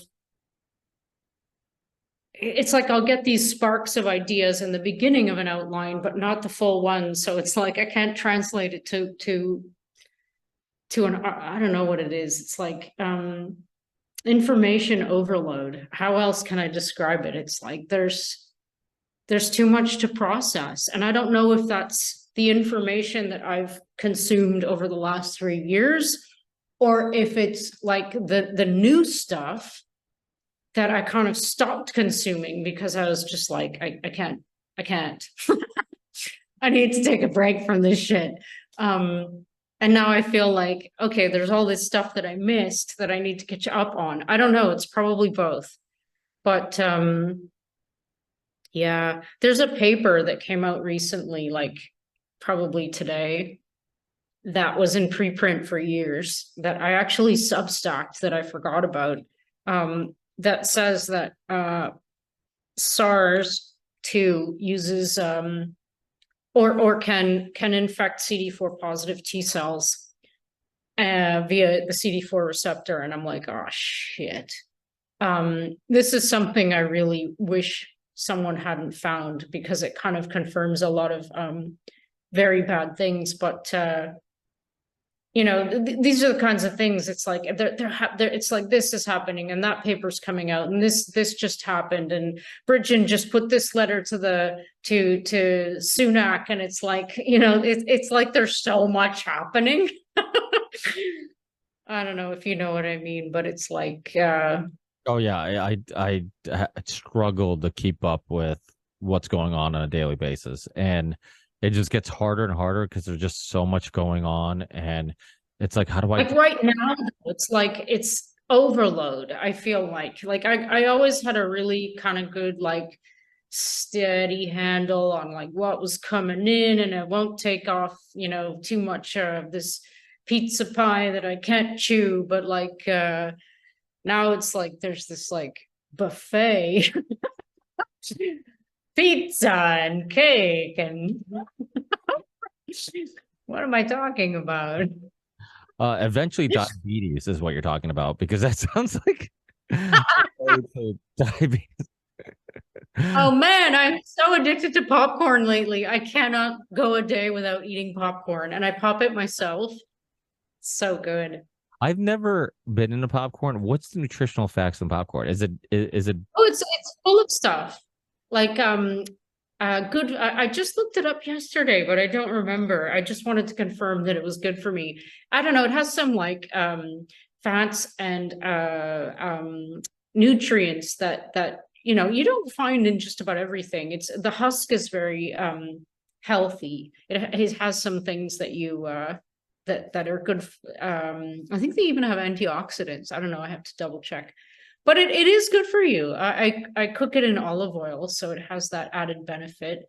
And I use cumin. I put cumin on everything. Now, before we run out of time, I did want to get your opinion on something that I'm sure you were just as excited about as I was when Robert Kennedy Jr. ended up being on the Rogan podcast. I remember that episode popping up on my phone, and I'm like, holy shit, this is gonna make waves. And I had that exact same feeling when Dr. Peter McCullough was on the Rogan podcast. Like there was a couple Telegram group chats I was in. Dr. Peter McCullough was in a couple of them with me, and people were saying that he was going to show. He just recorded an episode with Rogan, or he was going to be on Rogan's, and he didn't deny or confirm. And I'm like, he's not denying it. I'm like, this could be what's really going on. And I remember I'm like, this is going to change things forever, and it might not like overnight change things, but little by little you're planting the seed that things aren't what they seem. And I give Rogan a lot of credit because he was a guy who had Dr. Hotez on a few times. He's had a lot of pro-vaccine people on there, Dr. Rhonda Patrick, and to finally have somebody on who's intelligent enough to really put everything out, knows the research, knows the history about it, which is equally as important. I love the fact they gave him like 2 hours, the first 2 hours of the episode, to really go through the whole history of it, and to display all the evidence and all the reasons why he has this the beliefs he has. I give Rogan a lot of credit for giving him the time to do that. I also give him a lot of credit for understanding that we're human, we get things wrong. And even though there's a lot of clips of him saying, get vaccinated, get vaccine, whatever. Now there's a lot of clips of him saying like, hey, big pharma could be lying to us about this or whatever. So it's, but what was your feelings on that? And also the second part of that question is, what are you feeling? Robert Kennedy Jr. was supposed to be on my show before he was on Rogan's and all these other shows. I was in contact with him and his press team, and he happened to hit me up. I'm like, hey, hit me up whenever you have, if you have a second, I will make it work. And well, now that he's running for president, he's full of time.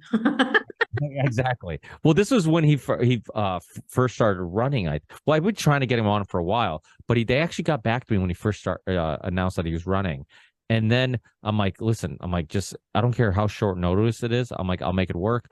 And then they hit me up like the one weekend I was out of town, and I'm like, you're killing me. I'm like, it's literally the only Saturday, the only time this whole year that I'm not going to be like, able to turn on the studio real quick and get things going. So I'm hoping to eventually have him on again, but I'm kind of glad now that he wasn't on. I hope that things work out and I do eventually still have him on. His press team says I'm in the queue. We'll see, but I'm curious because you lived in Israel, right? And we're both probably Robert Kennedy Jr. fans. And the one thing that he's getting a lot of pushback on from people from the alternative media community is his stance on Israel. So, one, what's your opinion on Robert Kennedy Jr.? I know obviously you've done work with him with children defense podcasts and that type of stuff with this organization. What's your opinion on on that? And then what's your opinion on some of the pushback in his stance, on Israel? Do you have a problem with it? Do you see it as a issue or whatnot? And just let us know your thoughts.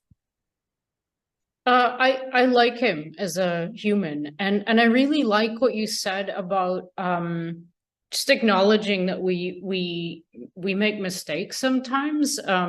This was also something I wrote in my article.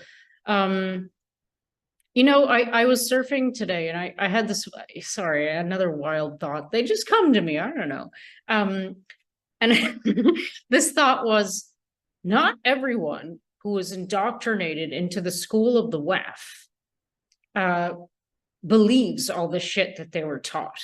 There are some people who probably were educated, like they have this stupid program where you like graduate or something, who probably have changed their mind about what the hell those people are all about and probably think that they're evil bastards. You know what I mean? So it's like, it's funny. The reason I'm saying this is because the impression I'm getting from most people is that you're like really not allowed to make mistakes anymore. And it's like, yeah, you are, because we're human and we say shit that we don't believe now. It's like, that's part of growing up. So it's really important to acknowledge that, because a lot of people try and use stuff that anyone who's in a position of influence or authority is always going to have said something in the past that some, troll is going to try and use against them. That's the nature of the beast. So it's important to like never forget that, hey, at least Robert is a human. That's what I like about him. He's a very human being.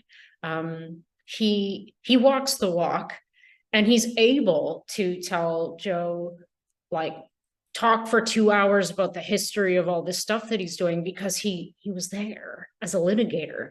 Like that's his job. He's just talking about what the hell he did in terms of like research for his job over the last 20 years. So it's like, if I had to do that, it'd be easy for me too, right? Because I did it. So it's always refreshing to hear him talk. He's my friend. Like I feel confident saying that. I like him. We've had a couple of interviews and we email, if there's something important that comes up, and he's a nice person. I'm not saying he's a perfect person, but nobody is. And I think that he's doing a very, very good job with the help of a lot of people, in his role of trying to become the next president. And I actually think I don't think the United States would change to a much better place. I think the world would change to a much better place if he became president. So yeah, I'm all for that idea. He's just a different. I know he's a Kennedy, and that comes with some stuff, but I think he's a different kind of candidate that we've been used to for a very long time. He can form a sentence. um, as far as I know, he doesn't wear a rubber mask. I don't know what else I can say. And now I have to admit something. I don't know what his take on Israel is. Sorry for being ignorant. What's his take on Israel?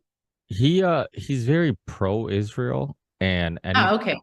anybody who kind of tries to push back in regards to getting him to see the other perspective, that like, hey, they're not always right.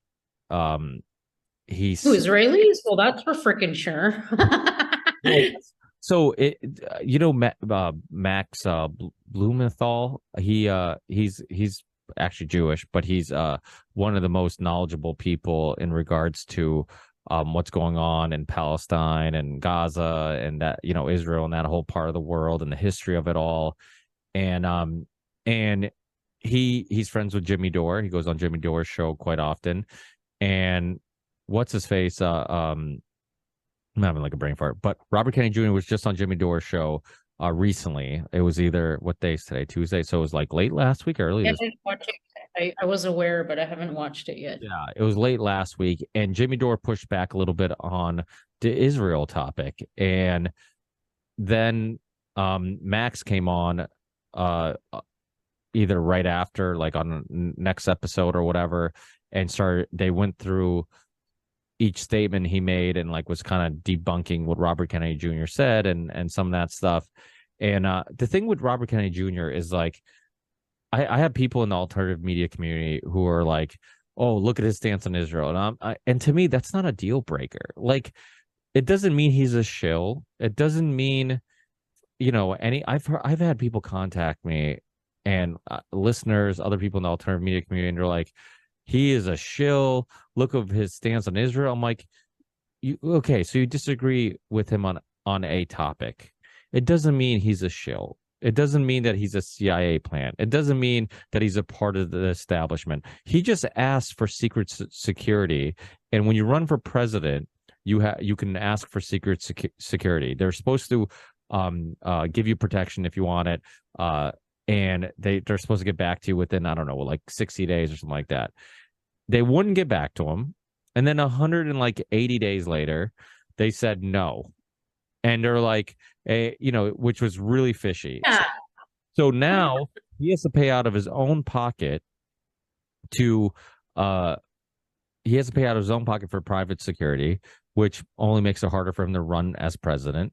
And to me, like, I'm okay with disagreeing with somebody on some things. Like, it doesn't mean, like, I used to get in this argument with people about Rogan. I'm like, listen, I don't know Rogan, but I know some people who are close to him. I know I've had a lot of people on my show that have been on his show. I'm like, I've heard nothing but good things about him. Nothing but good things. I'm like, so if he's pro-vaccine, it's not because he's a plant. It's because, according to his research and using his critical thinking skills and his logic or whatever, that's the outcome. That's the conclusion he's come to.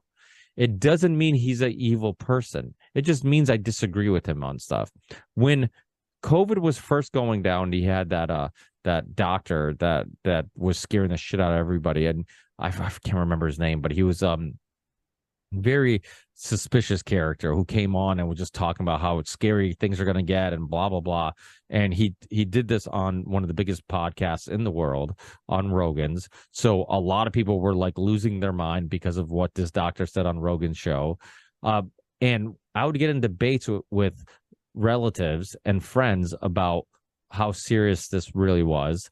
and they're like, even Rogan's taking it seriously. Like he's on board. And I'm like, dude, you don't have to agree with anybody all the time. I'm like, and it's okay to disagree with somebody.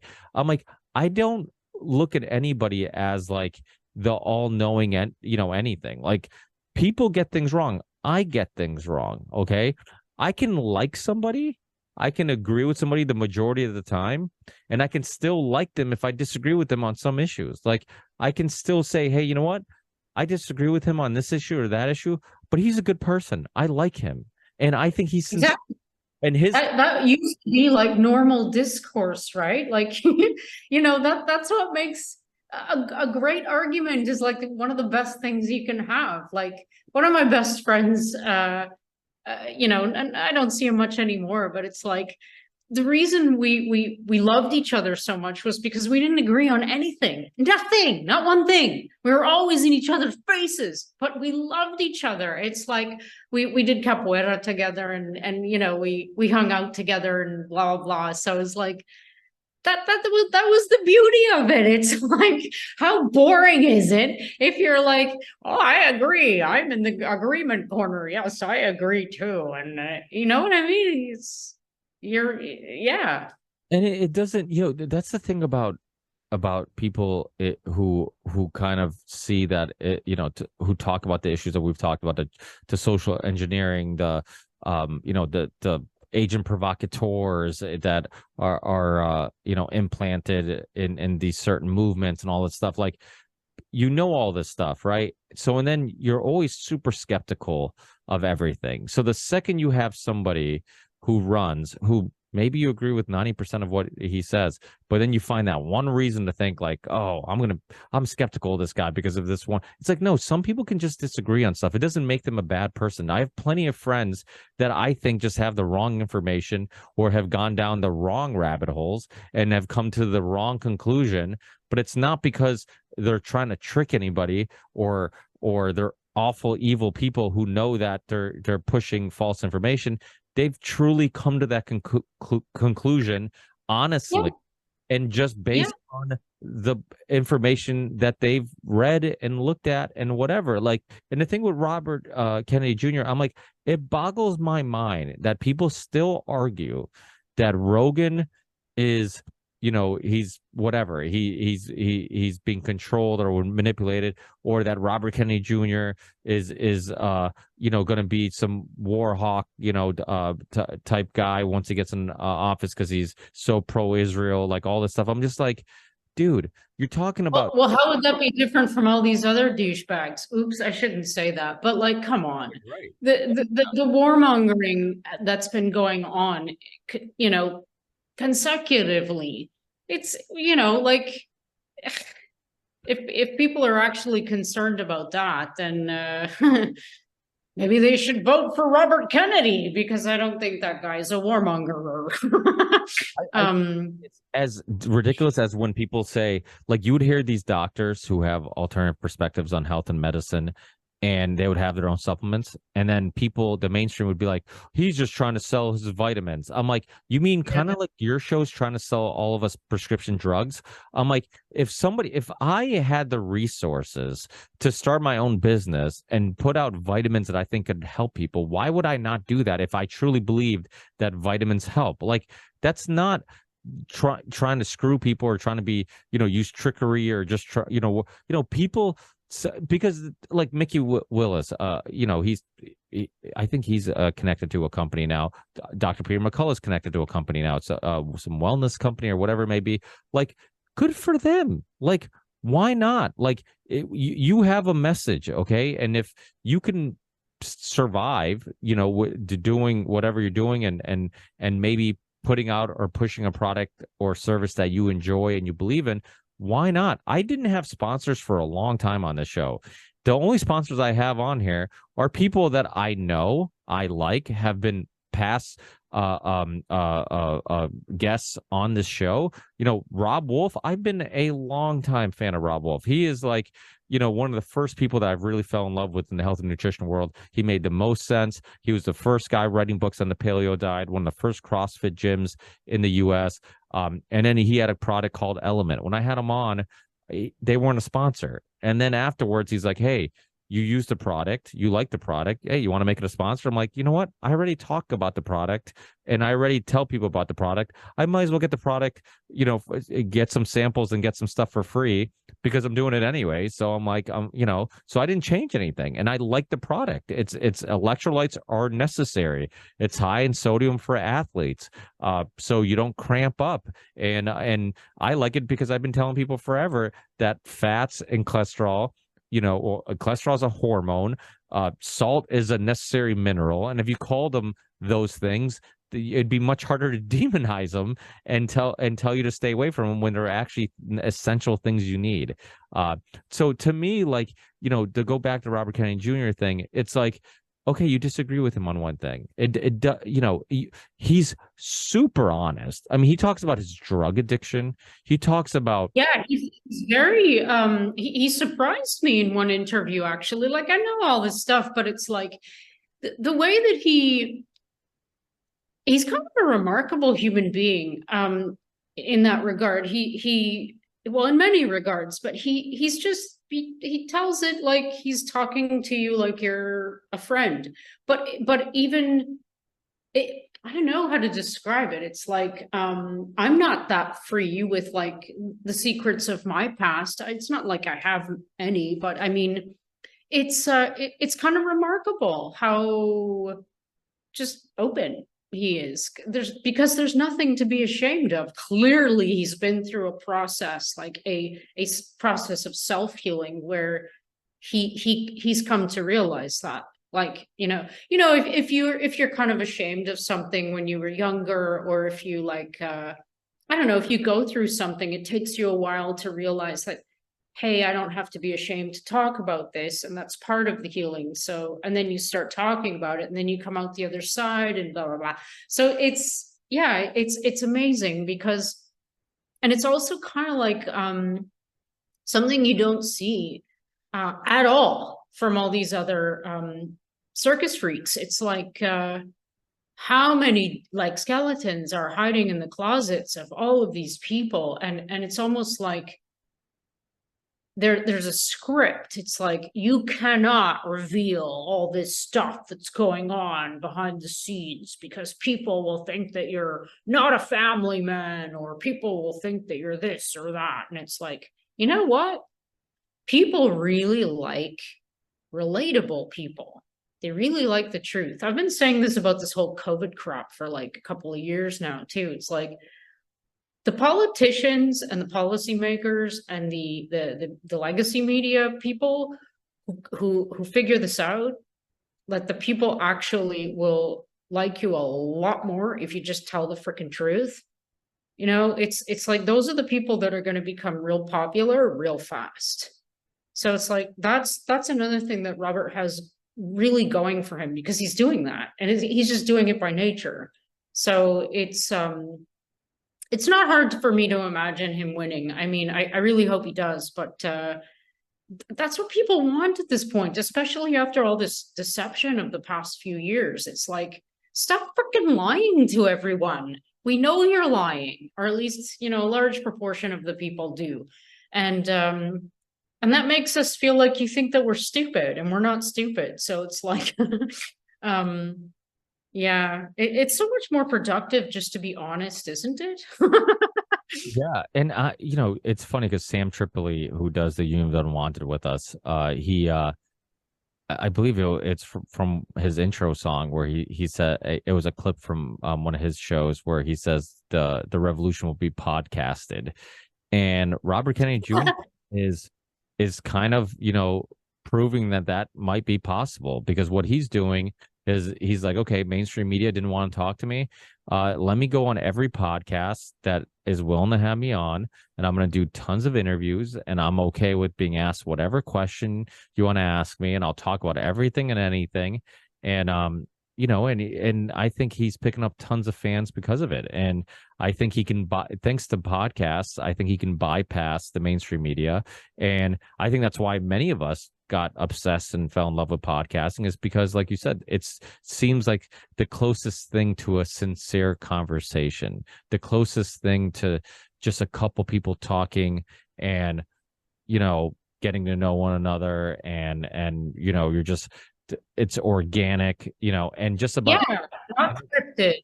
yeah. And that's the thing, like we were saying before, everything online is manipulated. There's an agenda, there's a reason why they're suppressing some information and giving you other information, or everything's to make money. And it's like all these YouTubers that have billions of subscribers, it's like, even their conversations aren't organic. I see these like people that I don't know who they are, but they're like super famous and they have all these subscribers on YouTube, and they do these podcasts, and then they talk about like the percentage of male and female listen to their show, the ages that listen to their show, the type of and I'm like, you guys are literally dissecting every single statistic. And what happens is that you become a slave to those statistics, because now it's Yeah. about getting views. So you're gonna do whatever it takes to get views. Yeah.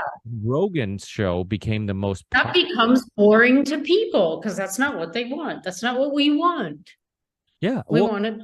Well, think about it. If we're out and about and we're like, hey, let's go grab a cup of coffee, or let's go grab a drink, and you're hanging out, you're having drinks, you're having conversations, you're telling personal stories, you're discussing things, you're doing all these things, and time just flies by.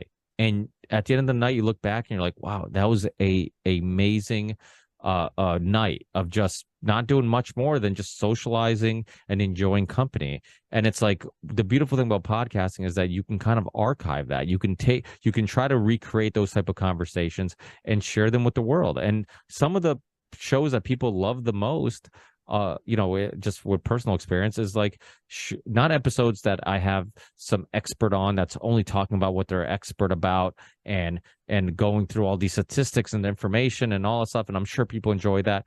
But some of them is just like the personal stories, the personal perspectives, the personal philosophies, the personal, just you can learn from one another, from just from sharing each other's experiences. And so I think there's a lot to that, and I think it's because it kind of recreates those moments with our friends where we just, share our personal stories. And it's like that saying, a smart person learns from their mistakes, a smarter person learns from other people's mistakes.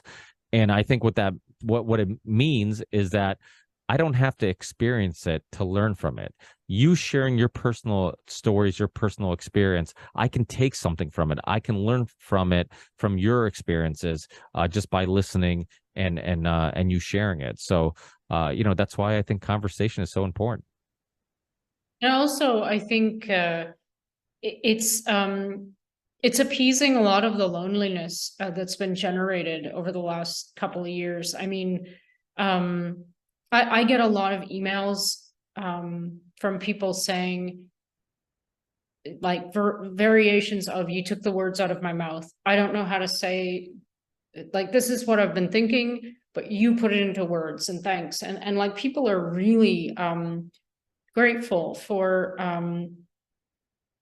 knowing that somebody's thinking what they're thinking. And it's like, I just love that. I mean, what a special feeling, because it makes me know that someone's thinking what I'm thinking too. So it's like, it's a real feeling of bonding and union. So it's like, that's I think that's really playing a role, because of the digital world, and because of the isolation that we've all been had imposed on us in the last 2 years. It's like the coming back to each other has been slow, but I think it's happening physically, and also virtually. That's what it is right now. So I think that's why music too, right? Like why we like depressing music or sad music. It's like, okay, somebody else has been as low as I am right now, or has felt as depressed, or been through, Yep. the sadness that I felt. I can't believe somebody feels as shitty as I do. It's good. Yeah, absolutely. Yeah. So for people listening who want to, you are on Twitter. I don't know if you follow me, but I will double check after the show and make sure you do. And I'm kidding. But I know you're on Twitter. And it's so What's your Twitter handle?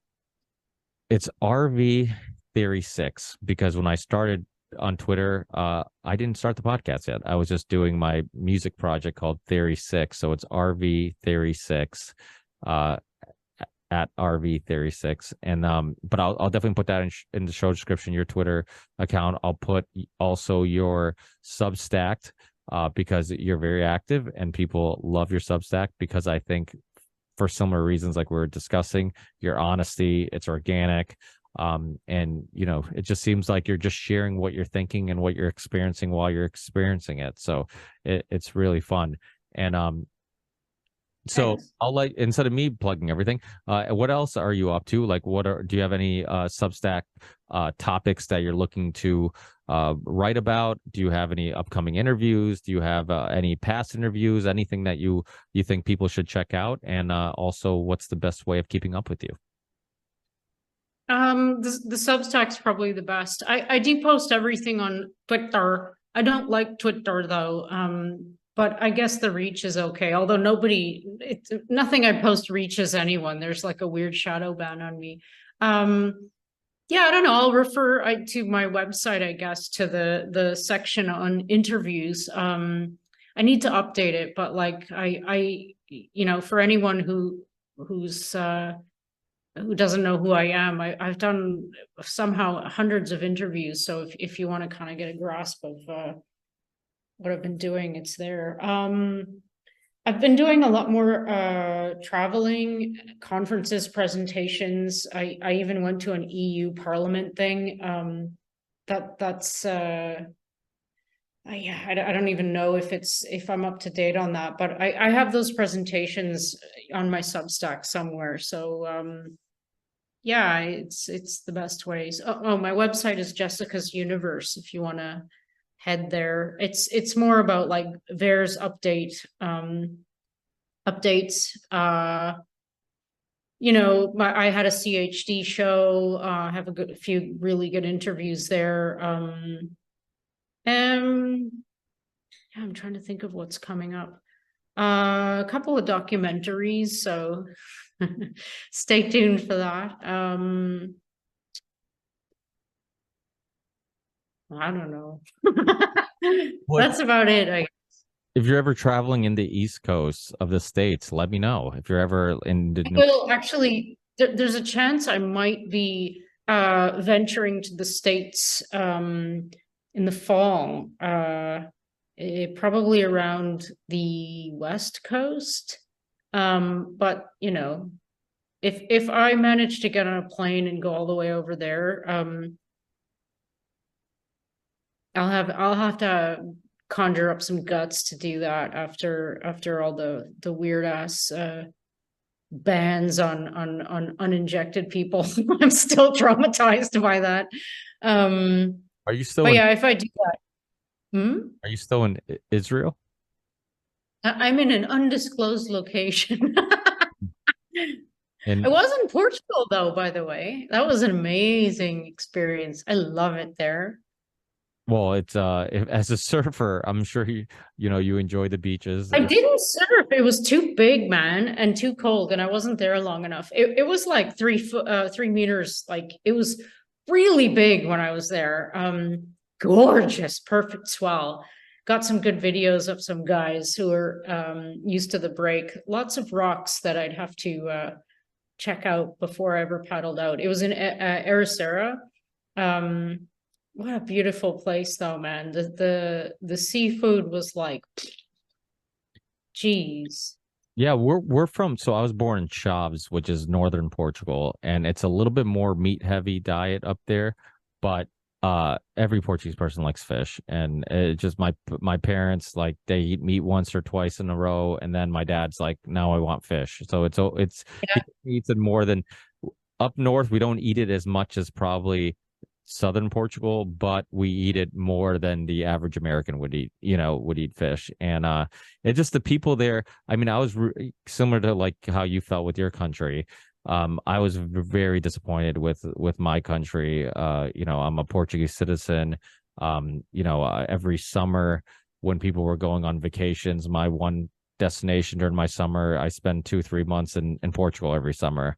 And actually I thought it was like a punishment every summer. And now I look back, I'm like, that was pretty cool that I left the country every summer, and I have, really good memories of being there because I would be there for such long periods of time.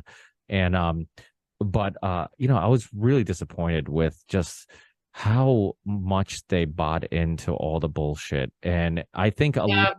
a little bit is it's a Portuguese people are not very passionate about politics, or they're not like people who push back.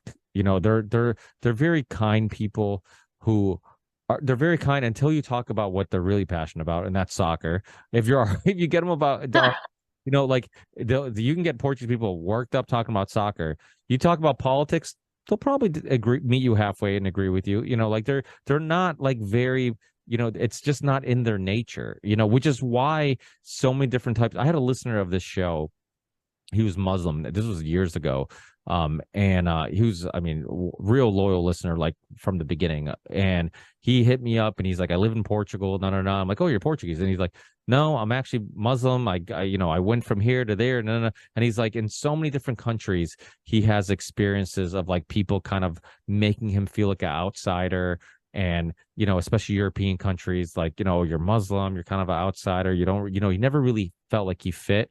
And then he went to Portugal and he's like, people here just don't care that I'm Muslim. He's like, they're nice. He's like, they're just not, he's like, they're kind of accepting to everybody and everything.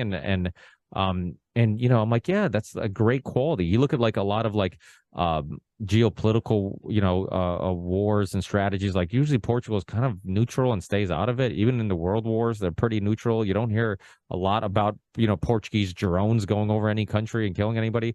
And so it's nice, but the flaw in that type of passive, not being aware of these type of corruptions and whatnot, is that what's that saying? If you stand for nothing, you'll fall for everything. It's actually, I think, a song from Enter Shikari from the UK.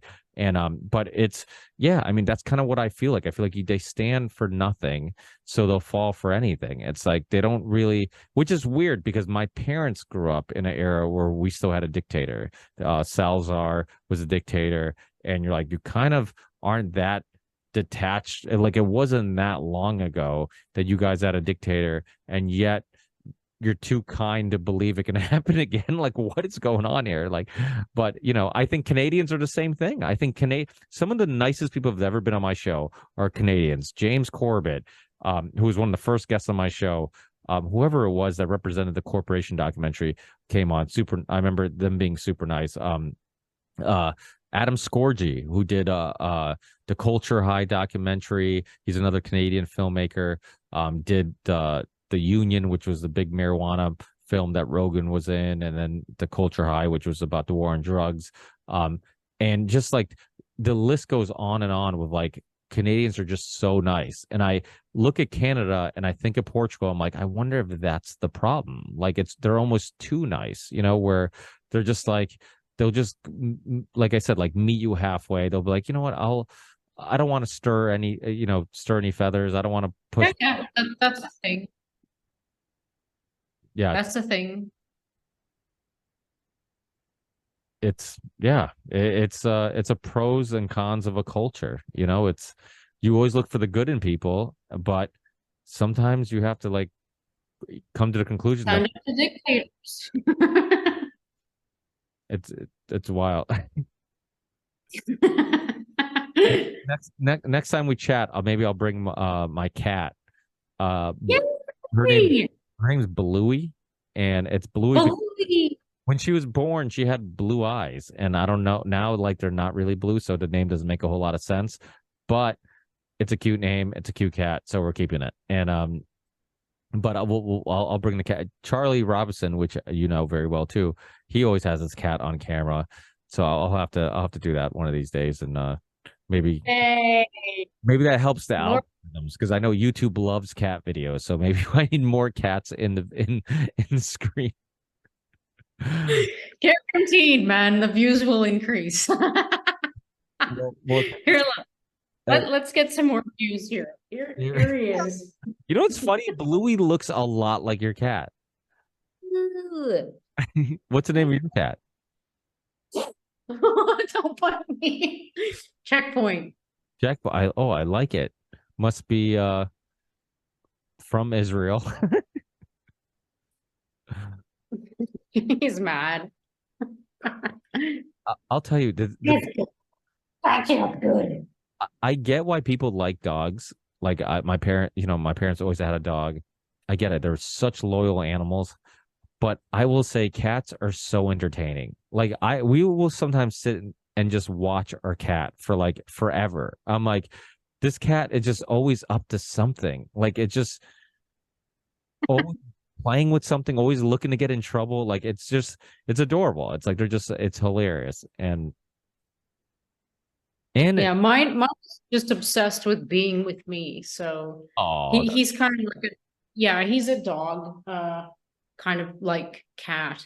Well, he's kind just of kind of a don't he's confuse a don't confuse her.